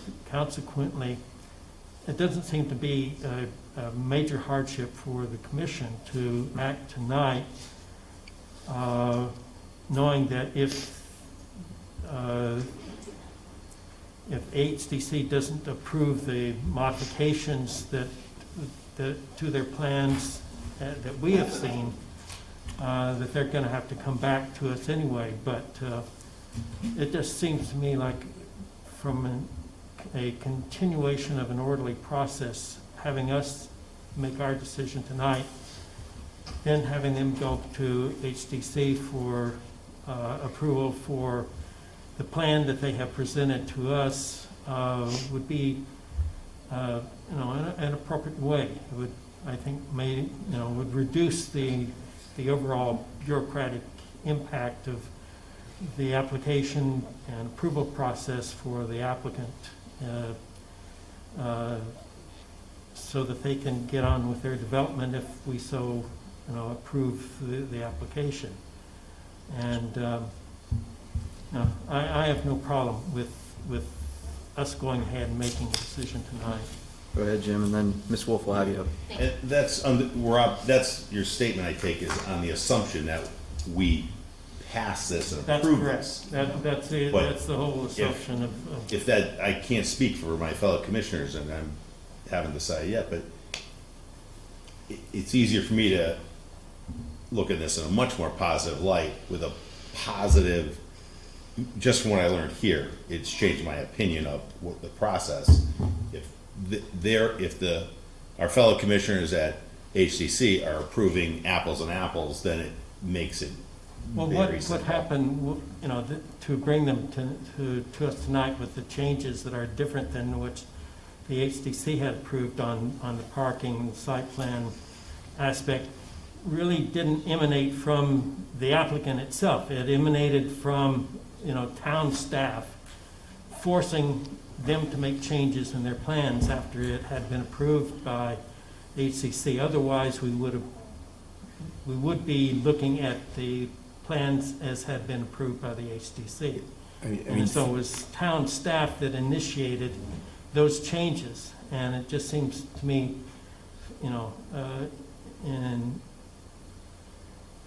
in recognizing the fairness of the situation to the applicant, to have the commission make the decision that it can tonight, have them go back to HDC, and have the Historic District Commission make its decision. If they have to, they'll have to come back to us for any modifications to what we might have approved tonight if the commission acts favorably to their application.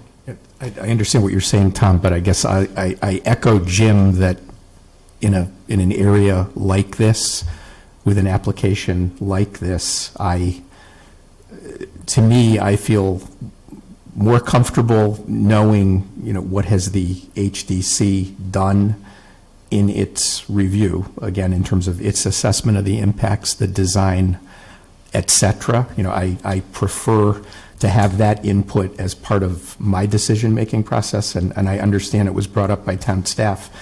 Again, I'm not faulting anyone or the applicant, but I mean, theoretically, they could have asked us to hold off 2 weeks ago to go back to HDC and try to perhaps deal with those issues early. Maybe they felt that wasn't feasible at the time, but forget about the process. I guess I'm just talking about the content and substance and what we have the benefit of in making our decision.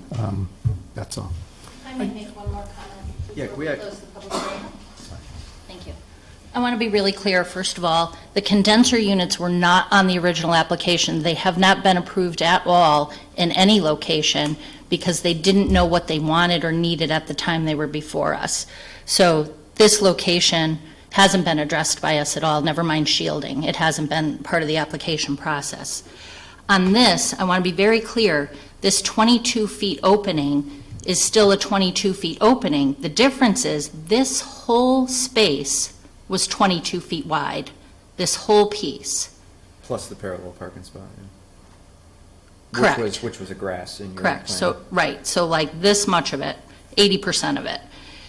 What they're asking for, there used to be spots here, is to not use the land they own, but use the town land to expand that lot.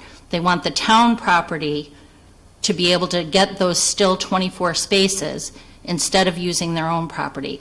I have no idea what implication it might have for the use of this piece of property or the fact that maybe they're giving an easement to themselves here. I don't know anything about that. But they are asking the town to give up a piece of property so that they can keep property that they already own, not paved.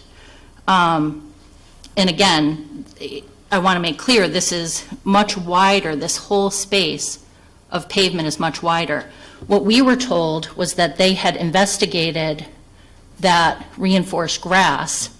I was listening to the last meeting before you, and what Larrisa said was that they determined it was going to be a muddy mess. I don't know that any town employee asked them to change that. And that's a big factor that I think needs to be looked into. I don't know that it's an engineering issue. I know that they changed it, but we don't know who said they had to. We don't have any documentation on that. So this is a huge project in a very important area. I would encourage you to take your time. There's no rush. Thank you very much.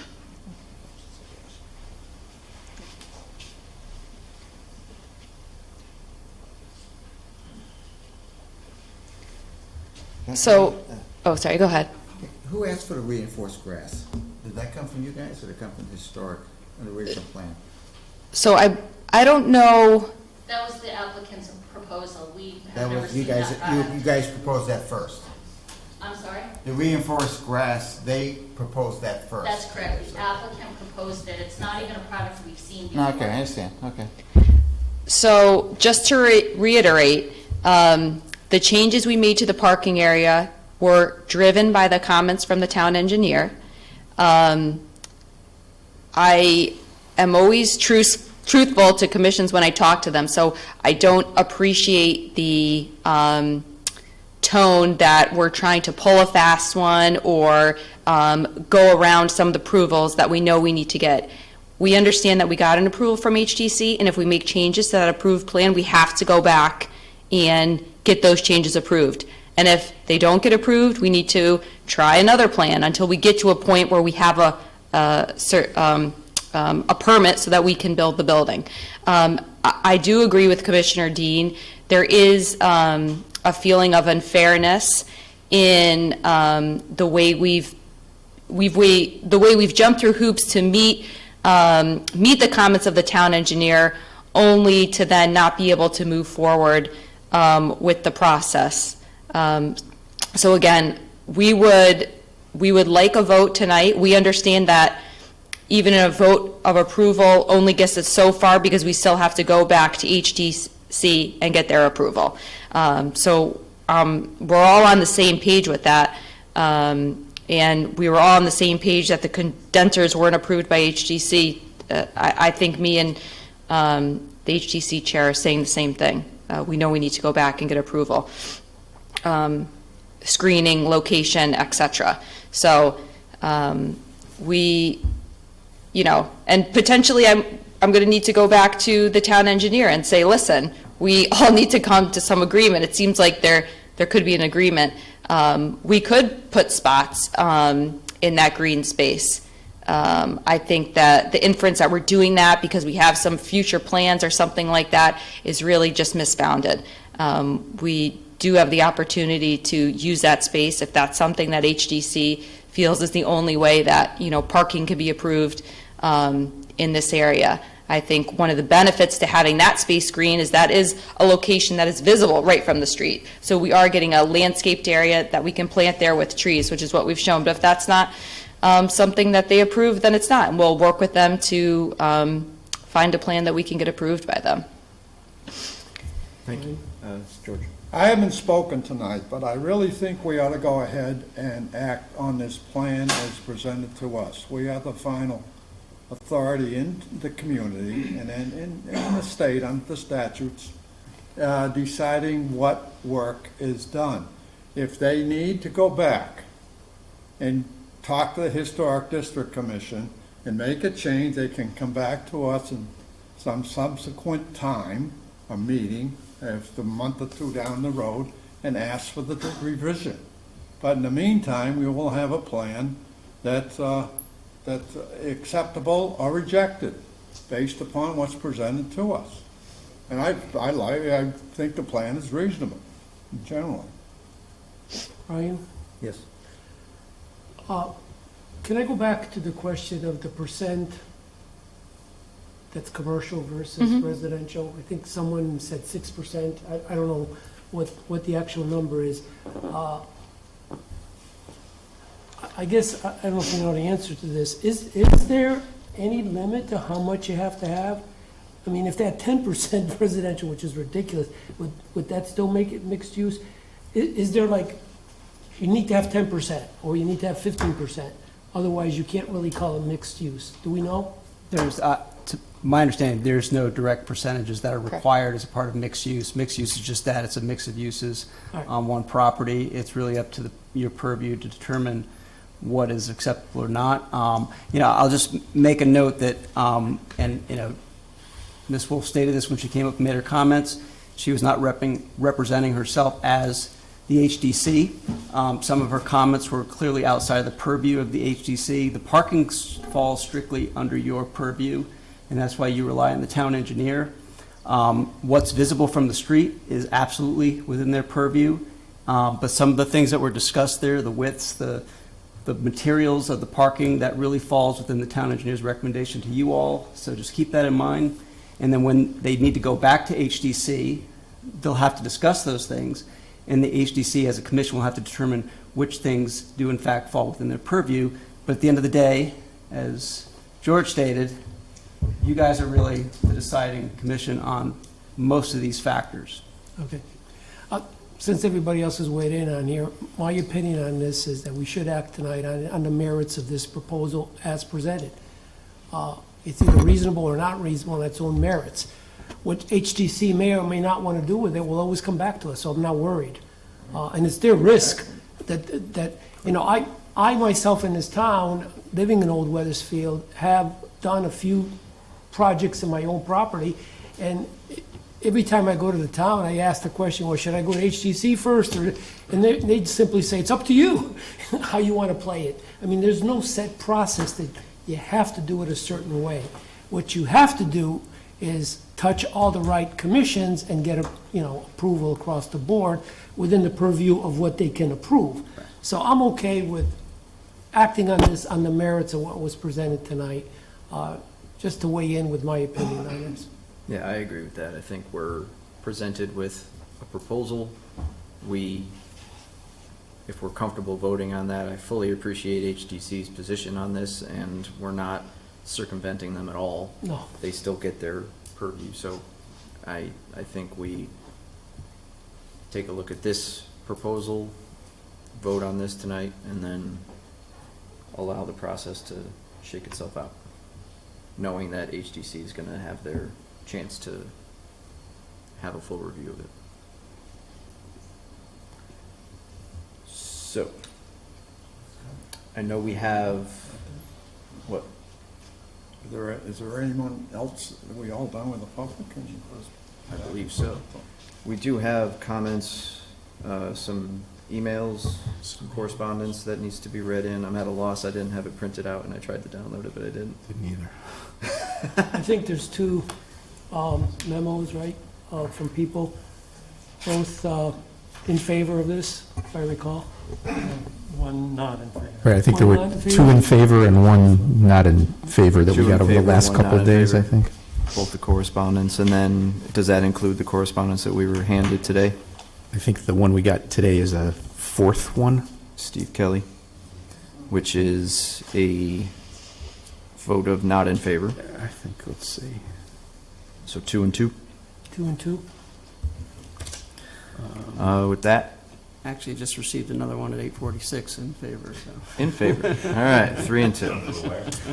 Just under the wire. Yeah, I think so. The two, I have these on my emails. I guess the two of them that were in favor were Mr. O'Connor, who spoke tonight, and Drumroll Coffee. They both sent emails or letters that were in favor. And then there was one, well, actually, Mr. Kelly's, I guess, was sent to us by email this afternoon, the same one that we had on the desk. And the last one that just came through was from Rosalind Bravo Cavoli, and that is in support of the project. Oh, and I think there was another one.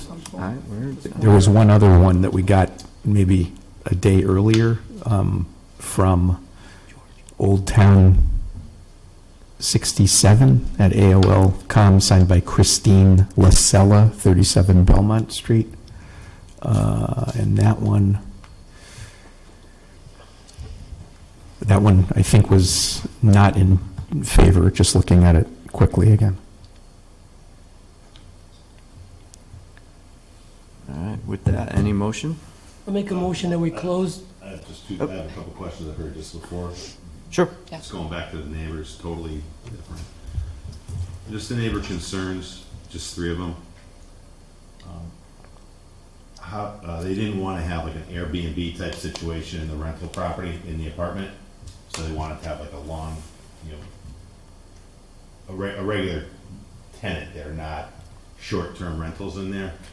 Is there a way we could address that? As opposed to like, and I'm using the term Airbnb very generic. That was a question, that was a concern of one of the neighbors. Do you know? All right, can you? Yeah, I don't know if we've put much thought into like the term of a renter. Okay, so. And I don't know that we would necessarily, if somebody was like a traveling nurse or something and only needed it for 2 months, I guess I don't want to be in the position to say, that's too short. And who determines how short it is, who's enforcing it? I guess those are some of my initial concerns. Maybe I'll see if Larrisa texts.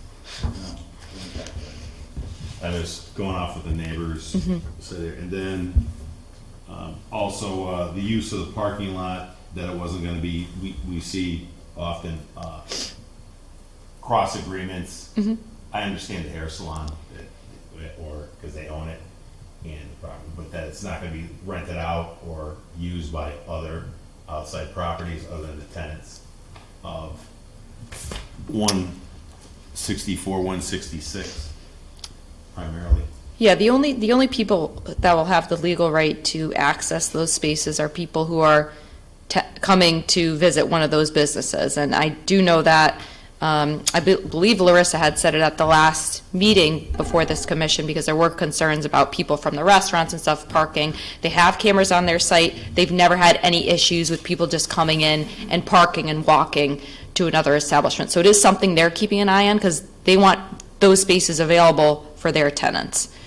So does that answer your question? So you wouldn't have a problem like a stipulation that's only exclusively for that, and there's not gonna be sublet out or rented out to other people?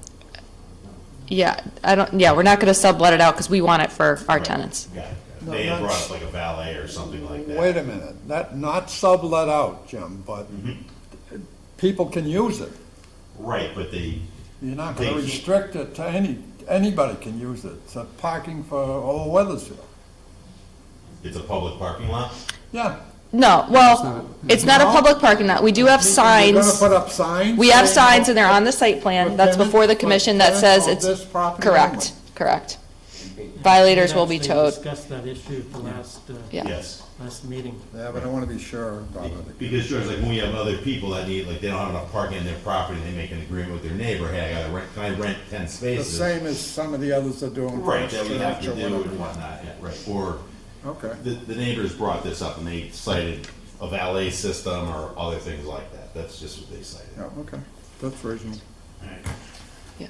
And then the last one was, to Mr. Lenoci's point, he touched on an encounter he had with some people that borrowed his parking lot one night, I guess. And he said, and I don't have a problem with, if it was just a gate or some type of control system on, behind the academy, now in the, I'll just call it the hair salon. If that's something that's in place, so if they have to deploy the gate, just to dissuade people, that could be done. He had said, you said he would do it. Yeah, I don't know, we have to. HDC might not like that. That is So- in their purview. Was that? HDC might not like that, because that is within their purview. Yeah. That's right on the street. Are you suggesting like 2 bollards with a chain that we would put up if there were issues, kind of I'm thing? not even talking about the hair salon, because that's not in it. I'm talking about. You're talking about right Call here. Point, you got it. Yeah. Why would you do that? The neighbors brought up that people after hours parking there, or coming in there and driving around, that's all. You know, I do think if that was an issue, that the Lenocis would do something about it. I don't think if there was a continued issue of people parking in this back lot, I think we would do something, and we would have to go back to HDC and get some type of gate. I'm sure you could probably do something tasteful with some bollards and some Or the historic threat of chain or being something towed. to, And it's probably the most minimal thing you. Right, talk about something. Anyway, so I'm sure you can come to some type of property control if needed. We had touched on it before, and that's how he cited his encounter with some people borrowing his parking lot. yeah. All right. Okay, good. Yes, Tom? With respect to the issue of the tenancies and the length of tenancies, kind of hearing, both arguments and, or comments in that direction, would you have any concern or opposition to a condition on part of the commission to attach a condition that would restrict the length of tenancies to be no less than a month-to-month tenancy?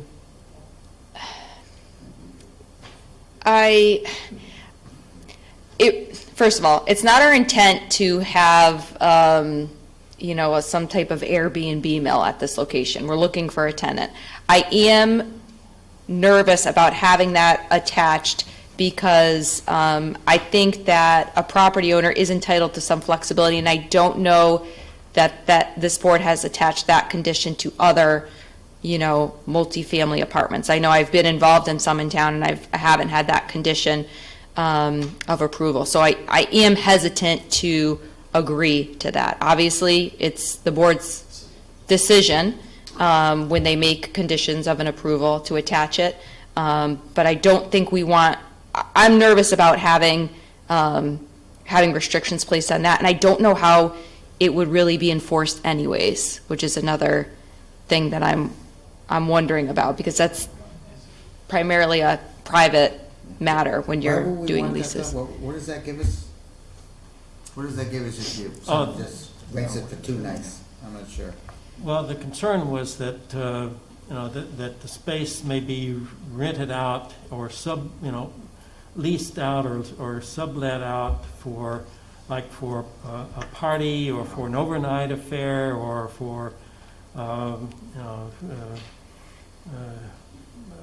a group of transients that may be staying there for a week or less, and like a B&B situation where you have very short-term occupancies on the part of people who may not have any kind of vested interest in how they conduct themselves on the property. I And understand. so, If you do a long-term lease for a year, you're still not restricting them from having a That's- party one night. So it's, That's I true. don't see it resolving anything. I don't know what you're getting at, Tom. okay, well, I really don't. Because these were concerns. We can discuss it when we close and have our discussion. Are we ready for a motion to close? I am very ready for a I'd like to motion to make a close. motion to close this meeting. Second. All in favor, say aye. Aye. Thank you. Thank you. So do we want to get a positive motion for discussion? I make a motion to approve this application before us. I'm not gonna list it, it's right here. And I think we have the town engineer memo from Monday, September 12th. So in conformance with that, I think, the applicant already agreed to that, so that's an easy restriction. I think there's also. We need a second? extensive- We need a Yeah, second? I'll second it. I'll second the motion. But just a comment in terms of the documents to maybe include or to cite. There's also a letter from the town planning office relating to this application that had a number of concerns or considerations for the commission to consider, and I think that should be incorporated within, as well as the town engineer's most recent letter to the commission. And I'd also add I would move to add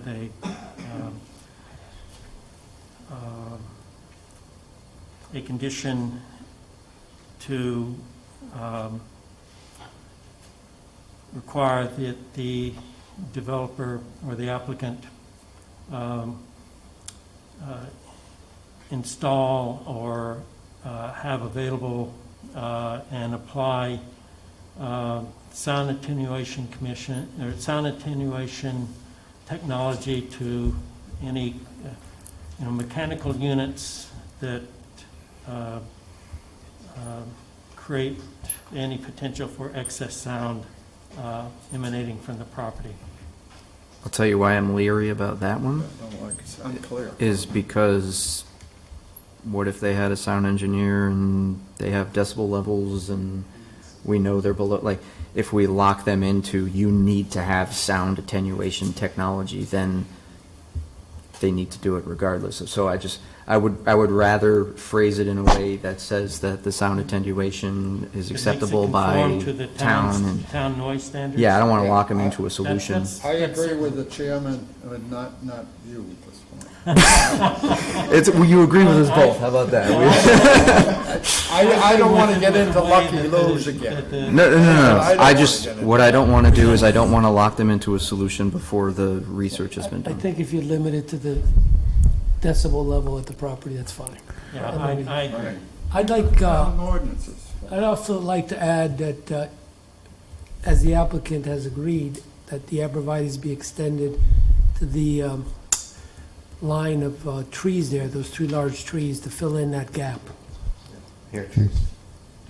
No, it's, Right? He said he would, Yeah, He extend was- them to the pear tree row. yeah. extension extend it to of the pear tree row. arborvitae to the pear trees. Right, Yeah. right. With the width You're putting that in the condition, the approval. Well, we discussed that too. Even though they said they're gonna do it? He I said think he's we gonna have do to, it, yeah. George. We have to. They said they'll do it. Yeah. We should document it. Oh, okay, to make it. Ryan, I have a, Yes. when you're ready. Yep. Just trying to, one is, I think we should have a condition, something along the lines of, basically, an agreement is to be negotiated with the town of Wethersfield, in form and substance acceptable to the town attorney for really four things. One of them is to get rights to that 6-foot horizontal strip behind the 150 Main Street property. A second part of it would be, if needed, to cover access from Main Street over the portion of the existing driveway that is on 150 Main Street, if they don't already have the right to do that. And another part of it would be the applicant needs to execute easement or some other document giving rights over the existing driveway from the 146 Main Street property to their 164 to 66 Main Street property, in case those are owned by separate people in the future. And I think the final one is that they also need to cover rights from their 160 Main Street property for the portions of those 6 parking spaces facing Main Street that extend onto the 160 Main Street property. So I think all that should be included.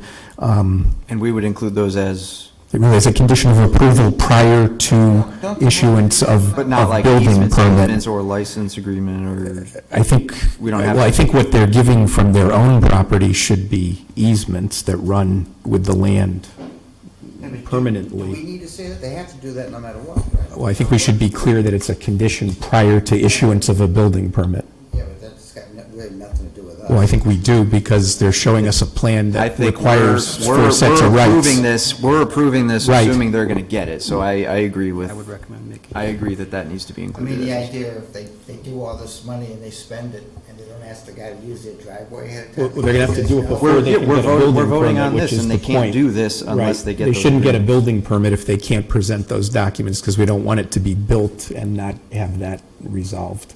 I think that protects the town and everybody, including the applicant. I think it makes I sense. don't necessarily I'm not really against it, I just don't. Right. I mean, if they go build it and spend all the money, and the guy says, oh, you can't come through here, that's got nothing to do with us. I mean, it's Well, got to do with. it's going to, it would become a big issue. The other thing is, Larrisa had indicated at the first hearing, they were asking for 20 seats outside, 5 tables of 4 seats. She said she was fine if we wanted to cut it back a little and do 3 tables with 4 seats, 2 tables with 2 seats, for a total of 16 seats, and I guess I would like to see them do that. She said that it wasn't an issue. She also didn't have an issue with us putting a term on the outdoor dining aspect of the approval, so that they would come back again to make sure that there haven't been, issues with neighbors or anything. And I'm just going to suggest putting a term on the outdoor dining so that it goes through December 31st, 2023. And she also had requested unamplified music. She referenced a harpist. So, I think if we want to include something about, the ability to have a single, string player unamplified on the patio, I mean, that's specifically what she asked for. We don't want to get into amplified music or, bands or things like that.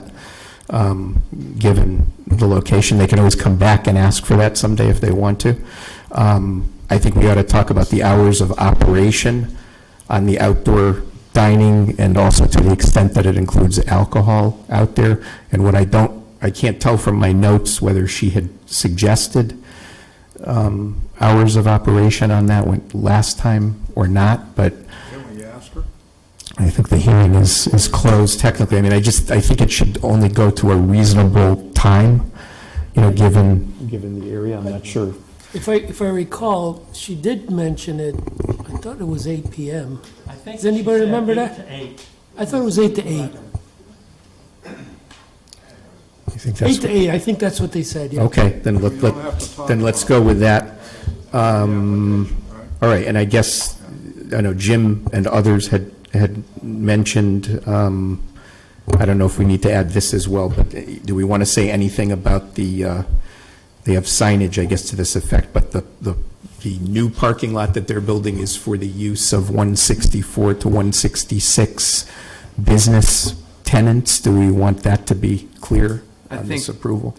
During the proposal, they mentioned that the signing was pretty clear on that, so I don't know that we need to add that Okay. as a separate. But it needs to be in there that they keep, they're not able to commingle it or sublet it out or. To third parties? Yeah, third party usage. Oh, so what, I thought we were just talking about making sure that no outsiders can use that. That was the gate where the chain is proposed. Okay.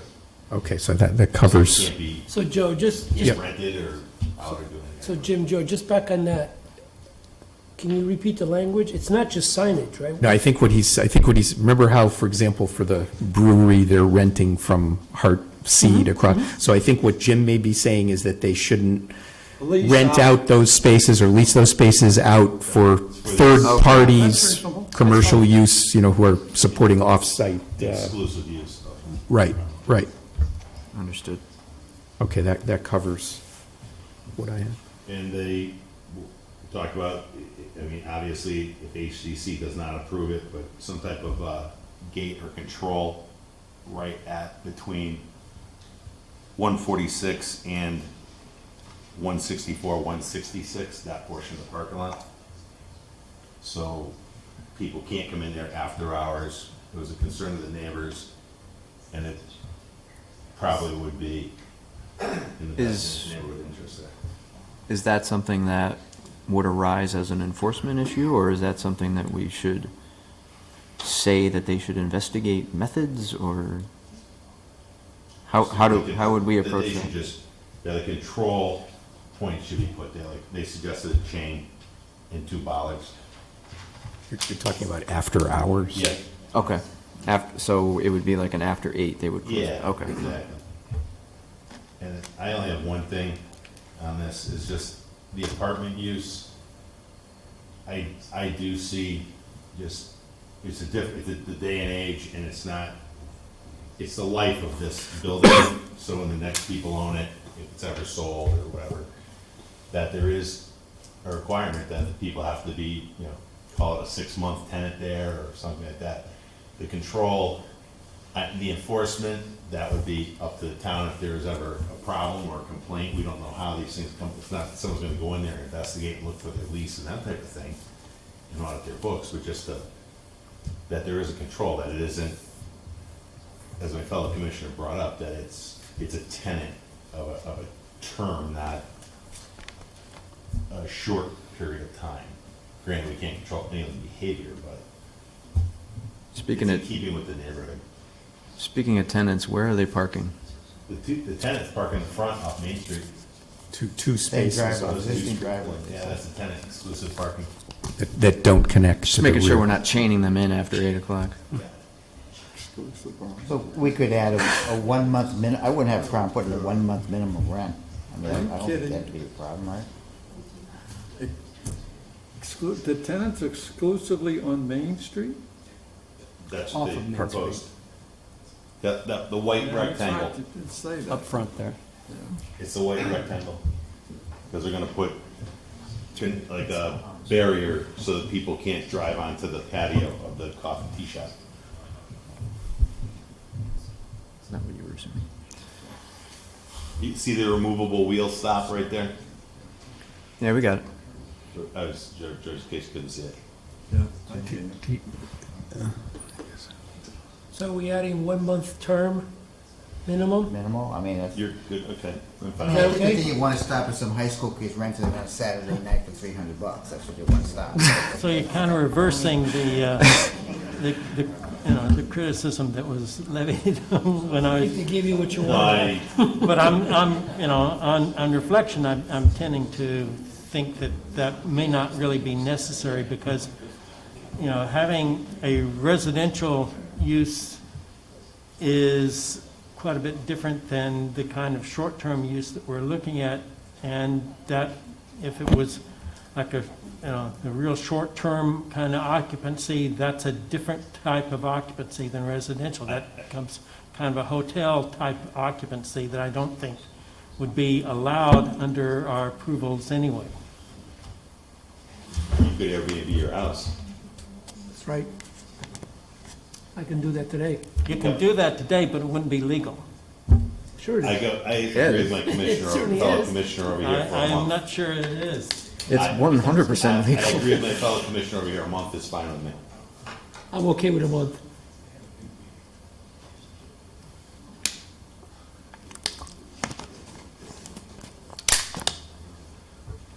Okay. So we have a number of stipulations that we're putting on this. Do we have those? I guess we can, I don't know if we need to like read all those off again or. Writer's cramp? I write them all down, yeah. So we do have the town engineer's memo from September 12th, the town planner's memo. I don't have the date on that. I can look it up. Sound attenuation to be agreed upon by town staff, HTC. The extension. To the extent that it doesn't exceed the limit at the boundary, right? Sound attenuation, Town should ordinance it be necessary, or, sound, Should it be necessary, yeah, to keep it within the limits, because we don't want to constrain them. extension of the arborvitae to the flowering pear trees to the center of the property there. Easement/license agreement with the town at the 4 locations. Actually, it's with the, I think it's with the town at 2 locations, and then at 2 locations, it's with themselves, basically, for their other property. Fair enough. 20 seats, we converted those to 16 seats. Yep. Outdoor dining term, we said we were going to do that through December 21st, 2023. Which is 1 year, right? Yeah. Would you consider 2 years, Joe? They said they were trying to open in June or July of 2023, so I could go either way. I don't want to let it go too long, but. It is. Yeah, I would go 2 years. Let's make it longer. So December 31, 2024? Yeah. Oh, I said 21, sorry. 31, 2024. Unamplified string music. Acoustic guitars and strings only. Acoustic guitars and string only. Hours of operation, 8 to 8. No renting of the parking spaces. An investigation of a chain closure of some type with bollards for the parking lot for after hours. And the rental minimum of 1 month. Right. Yeah, one question, Ryan. So the 8 to 8, was that just for the patio as opposed to inside the building? Outdoor dining. Hours to operation. The outdoor dining, was that what we were? Oh, was that the hours of operation? Was I the guess 8? that was the way I initially introduced it. Outdoor dining, Yeah, hours 8 to 8. of But operation. Hours of operation of outdoor dining, 8 to 8. And then the minimum or the maximum numbers of those that are doing the outdoor dining. We said 20 to 16, so. Could you read back the parking exclusivity, how you have it written? New parking is for the use of tenants and can't be subleased to third parties. Tenants and their customers.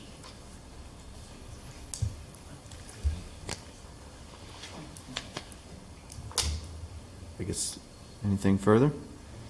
Not to prolong or reopen, but I guess on the suggestion about the exploring the bollard or whatever, I guess I'll just throw out there, should that be something only if an actual problem were to Well, that's what I was saying, is arise? that would it be something that, if an enforcement issue arises, then the investigation of that being a necessity would happen. But so then we just take it off, right? Or, because what do we do? Just say like, If it becomes an issue, I'm sure they're going to address it. if it becomes an issue, then we ask that they take that type of action in consultation with staff and the HDC or something like that? Force parking as they see fit. In order to, if order to unauthorized restrict use of the parking were to become an issue, that they take appropriate measures to block I think- access after hours, right? I think stipulating a chain and bollard protects the neighbors. I mean, if there's 2 or 3 cars that are a nuisance, they may or may not want to do anything about it, and it may be a problem for the neighbors. So if we stipulate that, you should just put a chain and keep people out, then they have to do that. Yeah, because we're not, it's kind of like controlling the hours of the parking lot, because if someone comes in there and they just want to, they're going to park there or whatever, or they pull out of one of the late night places, they want to sit in there, two people and just talk for a half hour, and nothing nefarious, but just disrupting the neighbors. Smoke a Which cigarette. is, I don't expect guys to be sitting out there and instruct telling people to move. So we'll add it. I think we should add it. Bollards and chain or some other acceptable Yeah, restrictive. access control. Access control, I like that. You can do what you do when you go to rent a car, those things that pop up and pop the tires.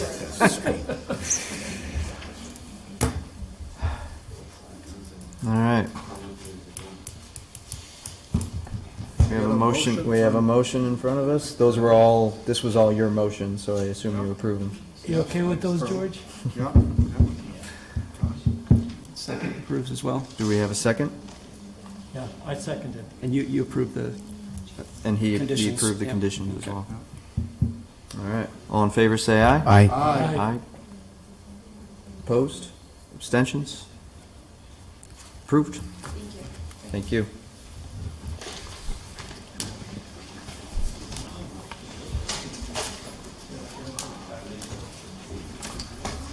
Good luck.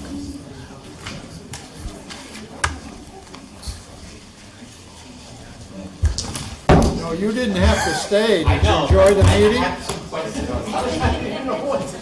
We're actually going to move to the next item. Yeah, you turn the lights back There's on. one more.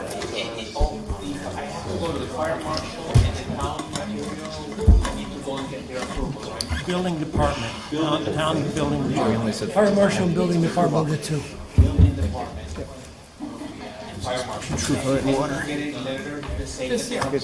Just talk to Fred here.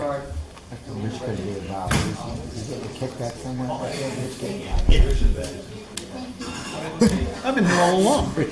Yeah, he never left. You getting kickback somewhere, Rich? Just plug it in there. No pre-application review? You got a pre-application? We're moving on. Yeah, they're All right. standing up here. So, I mean, I also have the boards too, it's the same stuff, it doesn't matter. Yeah, it's the dark here. Did you jumping jacks and wave? Oh, they needed to? All right, next item is pre-application review for 657 Silas Deane Highway. Let's go back up. This is like art history class. Well, good evening, members of the board. Jake Modesto, I'm with Stonefield Engineering and Design. I'm here representing Hutton Development. It's a national development firm. And really the conversation in front of you is regarding a project that we're working on. It's the old Rite Aid. I believe currently it's vacant right now. It's part of, it's called adjacent to a shared shopping center. I'm going to pull up a quick image of what the applicant is looking to do at this location. Hutton works with a lot of national brands, a lot of national tenants, and one of their key, we'll call it core components, is a car wash brand called Mod Wash Car Wash. Essentially, this is an express car wash facility. In front of you is we'll call it the images of some renderings of the actual car wash itself throughout various areas across the country. This is we'll call it East Coast primary brand going up and down the corridor between Florida and... Are you showing us something? Yeah. Oh, it's not up? We're just seeing the windows. Isn't that beautiful? It's the great garage door. Yeah, they just got to pull this up to the other screen. Window. Yeah, that's what it there looks is. like when you're inside. Yeah. Oh, yeah, one of those extended screens, yeah. We're fixing this. I'm sorry, we're just gonna make this really easy for myself. Very nice.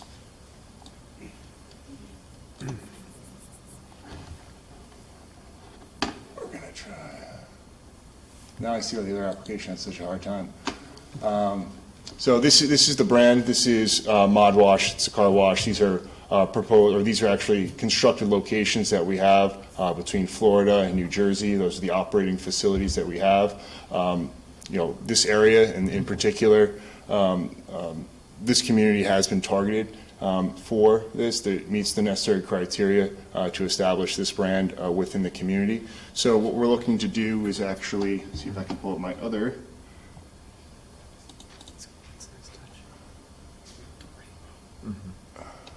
Everyone see that? I think I gotta close a few things here.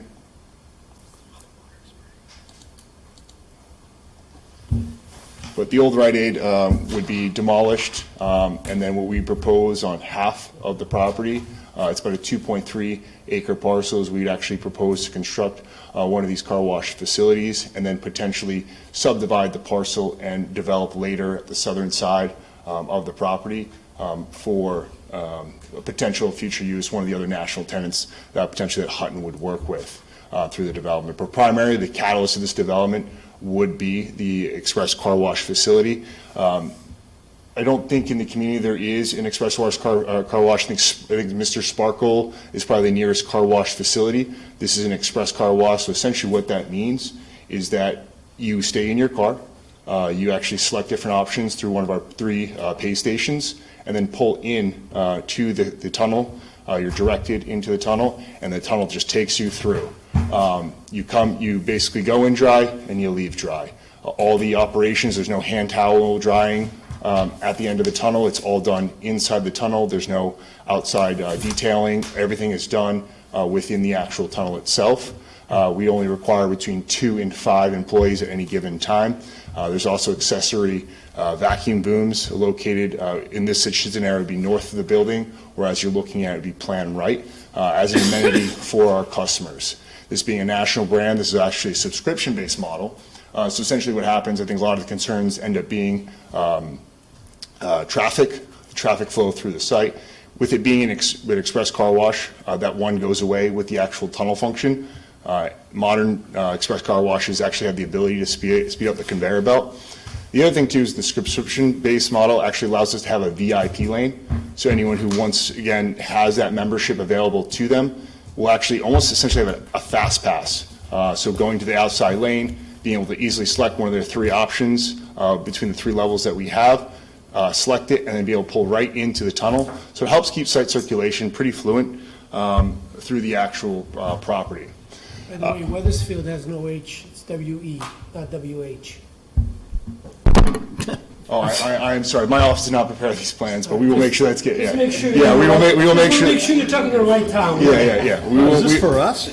Yeah, we will make sure that is corrected for sure. I did notice a couple of those throughout here. But that is the development in a nutshell. Again, we wanted to understand the board's, any initial comments that we have. We have some zoning stuff that we can get into in a minute, but initial kind of thoughts regarding the application. It would require several, we'll call it zoning reliefs or options to move forward. That's primarily why we're here. We wanted to see if there's any comments and then any thoughts about the processes moving forward. It's currently within the town center district where car washes are not listed as being permitted. However, the applicant would either look to seek a rezone to a general business or a regional commercial where the Mr. Sparkle is permitted, or a text amendment to the town center to allow another, more call it a car wash facility, which is similar, I think, to the other permitted uses by special permit, being the drive-through banks, drive-through, and other like retail components. So that's part of the reason why we're here tonight. Before we dive into this, we don't want to waste anyone's time. We want to make sure we have a clear path forward for the development. So I'm sorry, you're proposing a 2-tunnel? It's 1 tunnel, one express tunnel with pay. an express lane? It's So you get the cut? Yeah, so if you actually look at the top of the page, there's 3 pay lanes, 3 pay stations. That's where you would actually, that's the point of sales, and then you would diverge into 1 tunnel. That's the actual building itself. Is your model also the complementary vacuums? Yes, exactly. So you would exit out, and then you could choose to go to the vacuums. And it's not a Dining areas are toward the Silas Deane In the tunnel. in the tunnel. You come in dry, you leave dry. So this is a friction system? Are there people on the end or no? There's no people in the end. We basically have those 4 people we have actually at the location. One is a manager, the other one will basically be at the POS system, ensuring customers can easily flow in and out. And there's usually another roamer that's making sure that the vacuum and receptacle areas are kept tight and clean. What kind of uses do you have adjoining the building? In other so- locations? So in other locations, Well, you've said it's been done elsewhere. So, You know, I'll speak to additions that. to Yeah. the south side. Yeah, who wants to be next to a car wash, I guess is what. Very good That's question. what I'm wondering. So I'm Nicholas Doesn't Plummer. make sense to me. I'm the owner's rep for Hutton. And so other sites we've done. Sorry? Nicholas Plummer, You're who? the owner's rep for Hutton. Who's the owner of this? Hutton. Hutton, okay, so Hutton owns the property? Karen Hutton owns Hutton Real Estate, but she also owns Mouthwash. So she's the owner of both of them. Who owns the property now? Right now, I am unaware who owns the property because we haven't bought it yet. We're just under contract. Oh, okay. yeah. All right. Yeah, I remember because they came in. Yeah, that's what I was wondering, yeah. Yeah. They haven't sold it yet. Yeah, no. So other ones we've done a Take 5 beside it. We do self-storage. We've done QRC places. We do fast-paced urgent care. We just got a contract with Wild Watch, which we're doing one in Kentucky. That's right beside that. So we have other tenants that we use that would like to come in and be at that place. So what we do is we take all our access land and we market it to all the tenants, and if they want it and they fit the use of the zoning, we put them in. And you've had success with it on the side of a car wash? Correct, yes.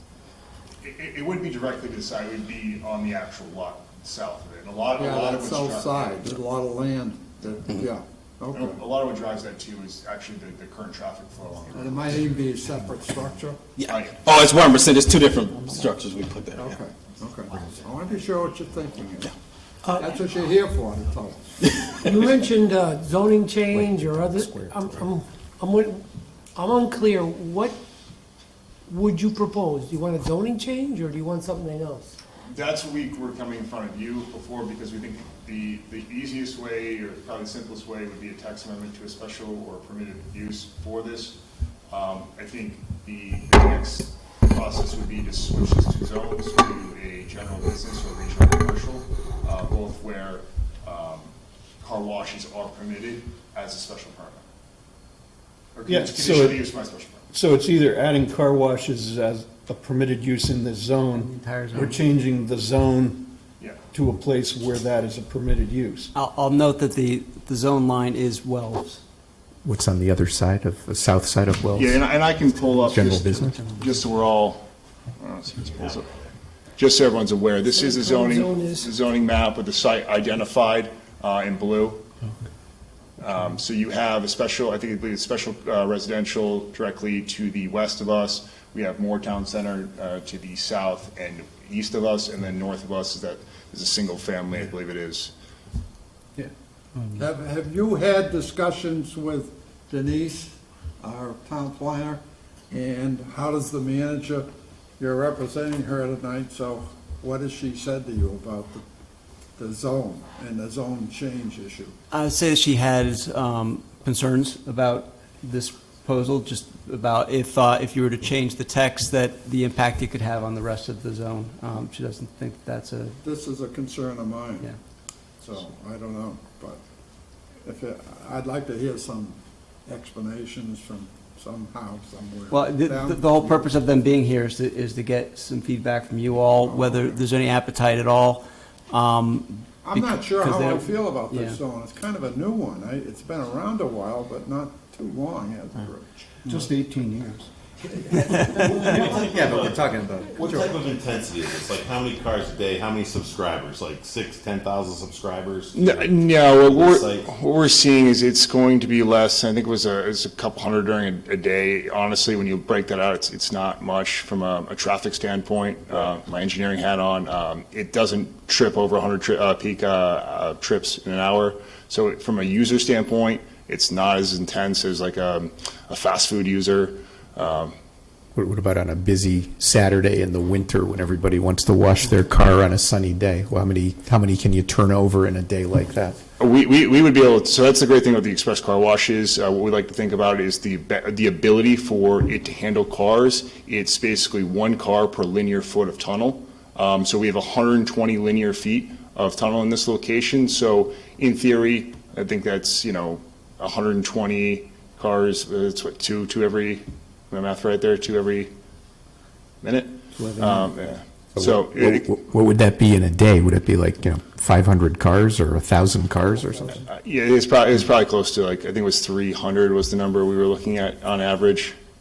And then you sell a monthly subscription, right? Monthly subscription, yeah. So that would be X amount of people. Right. What's the number that makes this work? Like, that's what I was asking, like 3 to 5? We don't, I can't, one, I don't know that, and two, I don't think we would disclose that in a public forum. On your plan, did you have the vacuums facing the Silas Deane Highway in front? On this plan? The plan that you showed us. Yeah, I can pull originally? it up. So basically what we did is we had it nestled on the north side of the property. Let's see if I can pull this up. You guys know? Okay. So we actually had them tucked away on the north side. So you would wrap around them as you came into the site. So can you are there 2 rows of vacuums there? There's 2 rows of 90-degree vacuum spaces. Those will be oversized in nature, just so that you have the ability to open up your cars. The site layout was done too. We ran an F-250 through it, which is the largest vehicle we're going to be able to service through the entire site. There's an emergency bypass lane. From a site circulation, Mod Wash does take very high pride in that. We're not trying to jam something in on our property. There is proper site circulation. There's enough vacuums. There's enough stacking. Stacking that's always a conversation.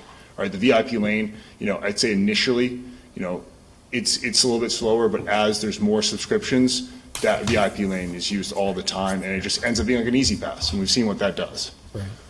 So I guess I'll, look, I'm just offering off-the-cuff comments. I mean, I don't know where I would end up on something like this, but my recollection is I thought the town center zone, when we created it, was supposed to sort of be a gateway. It was close to town hall.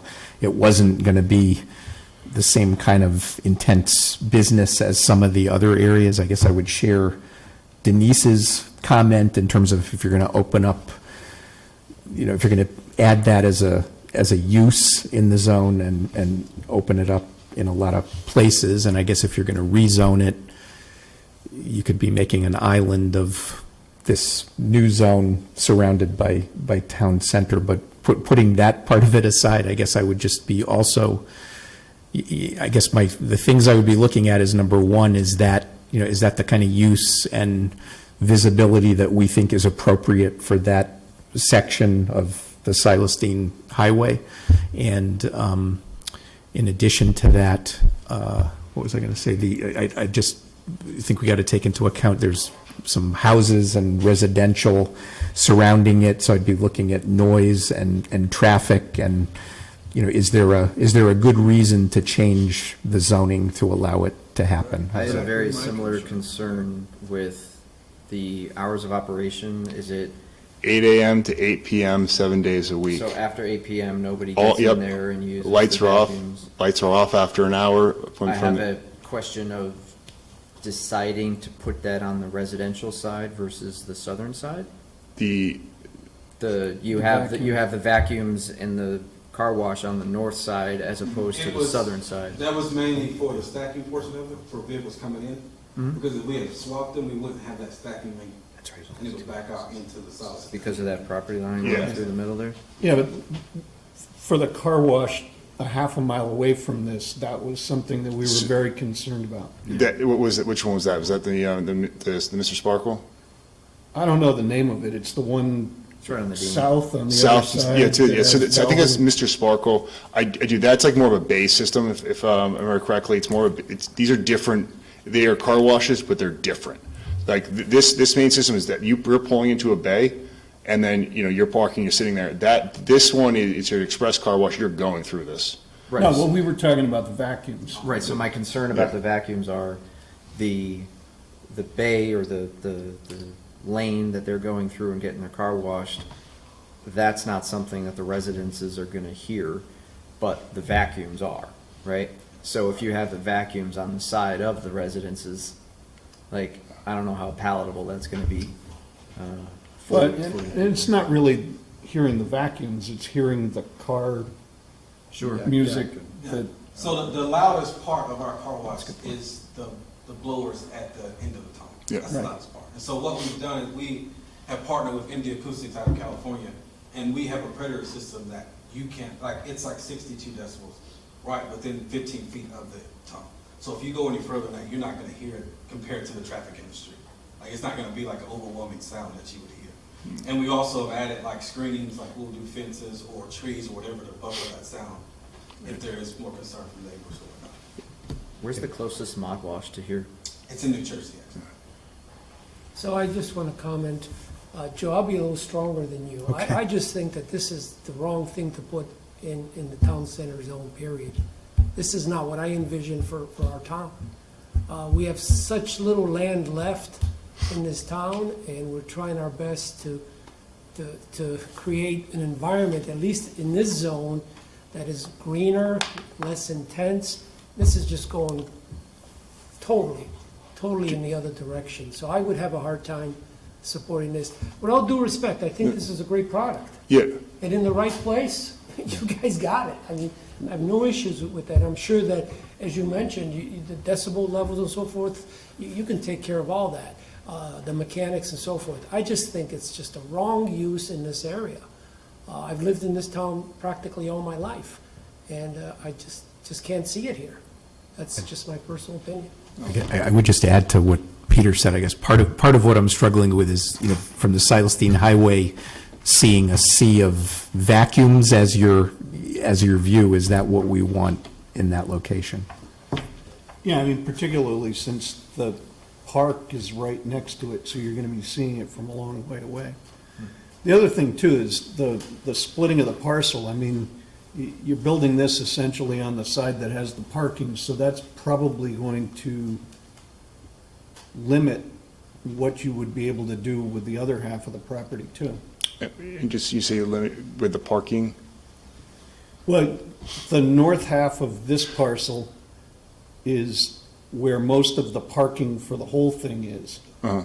And you're consuming that. Right. So that what you have on the other side will have to be significantly smaller than the existing building. Yeah, I think that's going to be a function of anything that would come through here. After the development, I think it's going to be more orientated for the actual corridor when it comes to some of the vehicles, going up and down.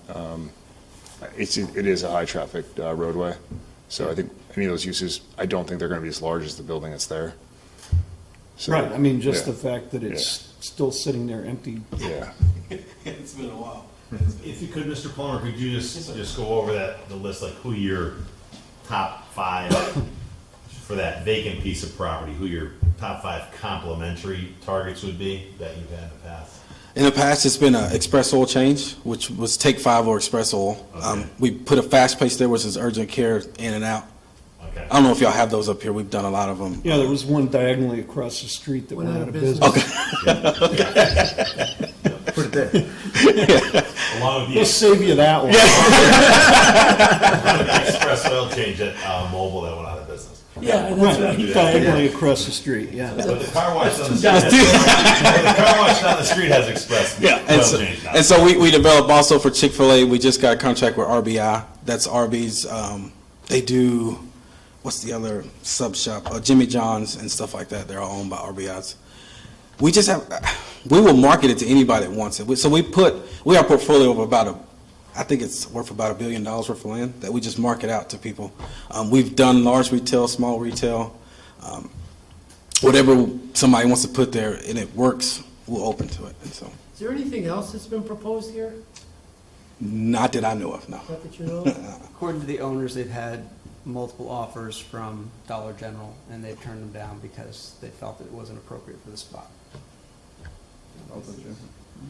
Just my concern with this is we had a phenomenal proposal and he couldn't make the number work.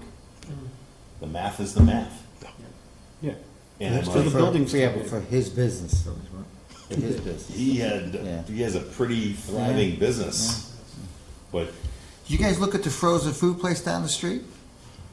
I have a real estate manager that does that. I don't look at It seems to me, that. take the frozen food place and put it in there, and then you could build a pub, I mean, that's a perfect spot for it, then you're out of the zone. Yeah. What's the name of the place? Come on. Weight Watchers. Weight Watchers. Oh, Weight Go Watchers. down the street and go to Weight Watchers, the guy who sells you for Has a he got a deal saw. for you? Yeah. Is it at least an acre? What? If it's an acre, I can deal with it. Huge, huge. Take it down, you can put 4 buildings. I'm just saying, that's a good spot. I'm a little concerned about this location too. In fact, before you guys spoke, I was thinking, is there any way someone can go back 15, 20 years and find the document why they put that in there? Someone actually wrote that and put that in there. I would think they were thinking.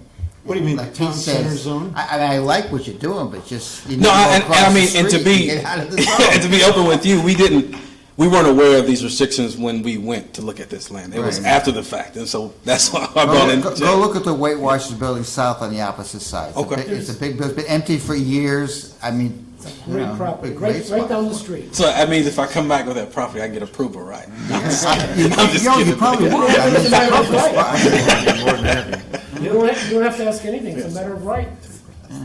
Well, I mean, it's permitted in the zone, so you don't have to. Yeah.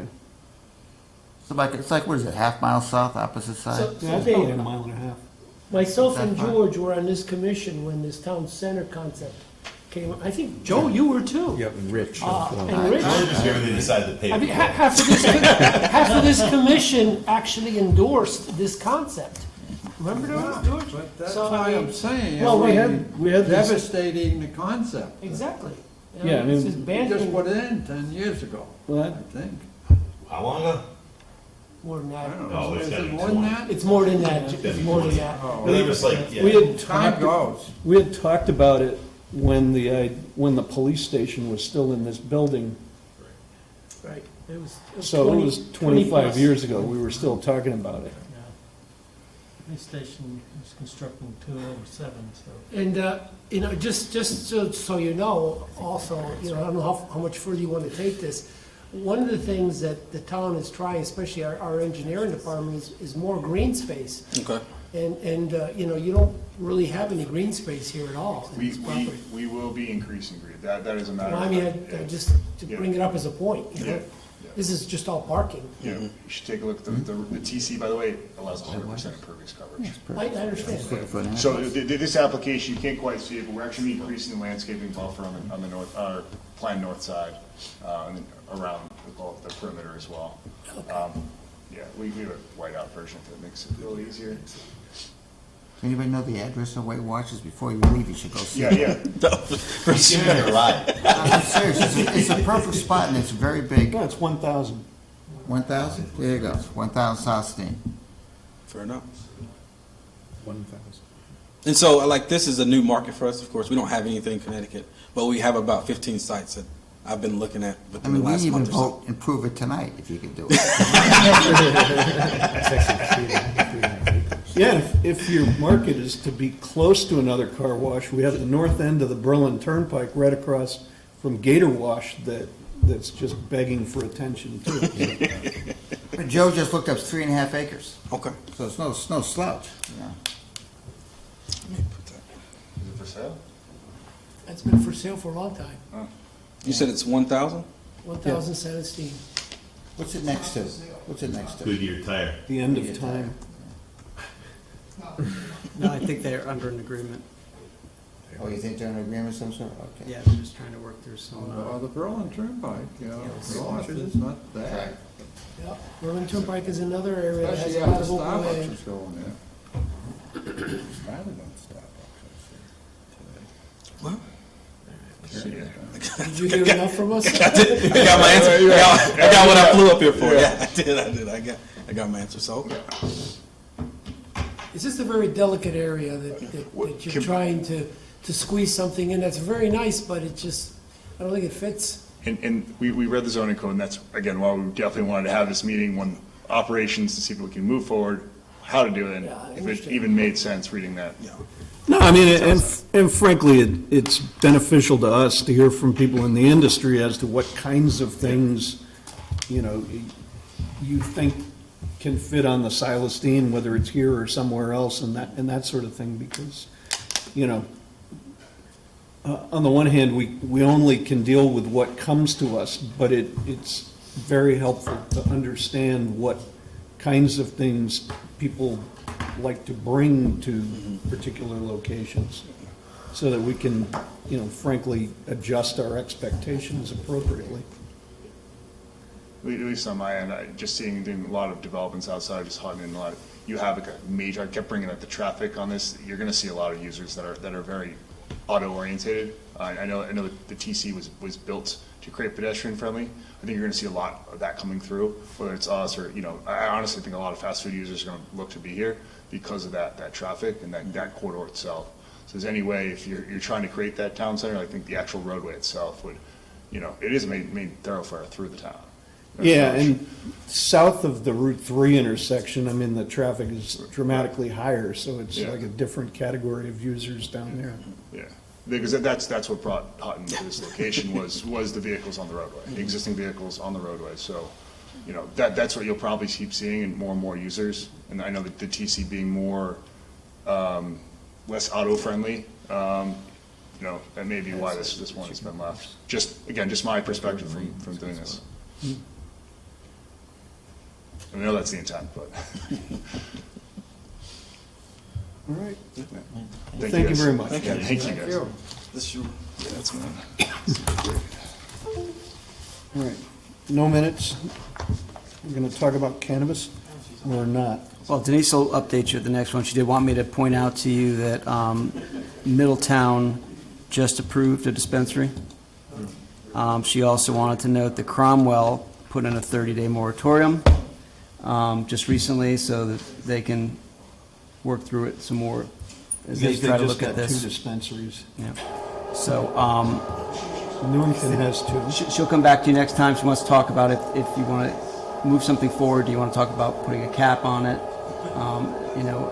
Is there going to be a number that we're going to limit it to, so you don't have to worry about the moratoriums later on if you do get the influx? But I'm going to leave that to her to discuss with you all, because she's been working on that. All right, thank you.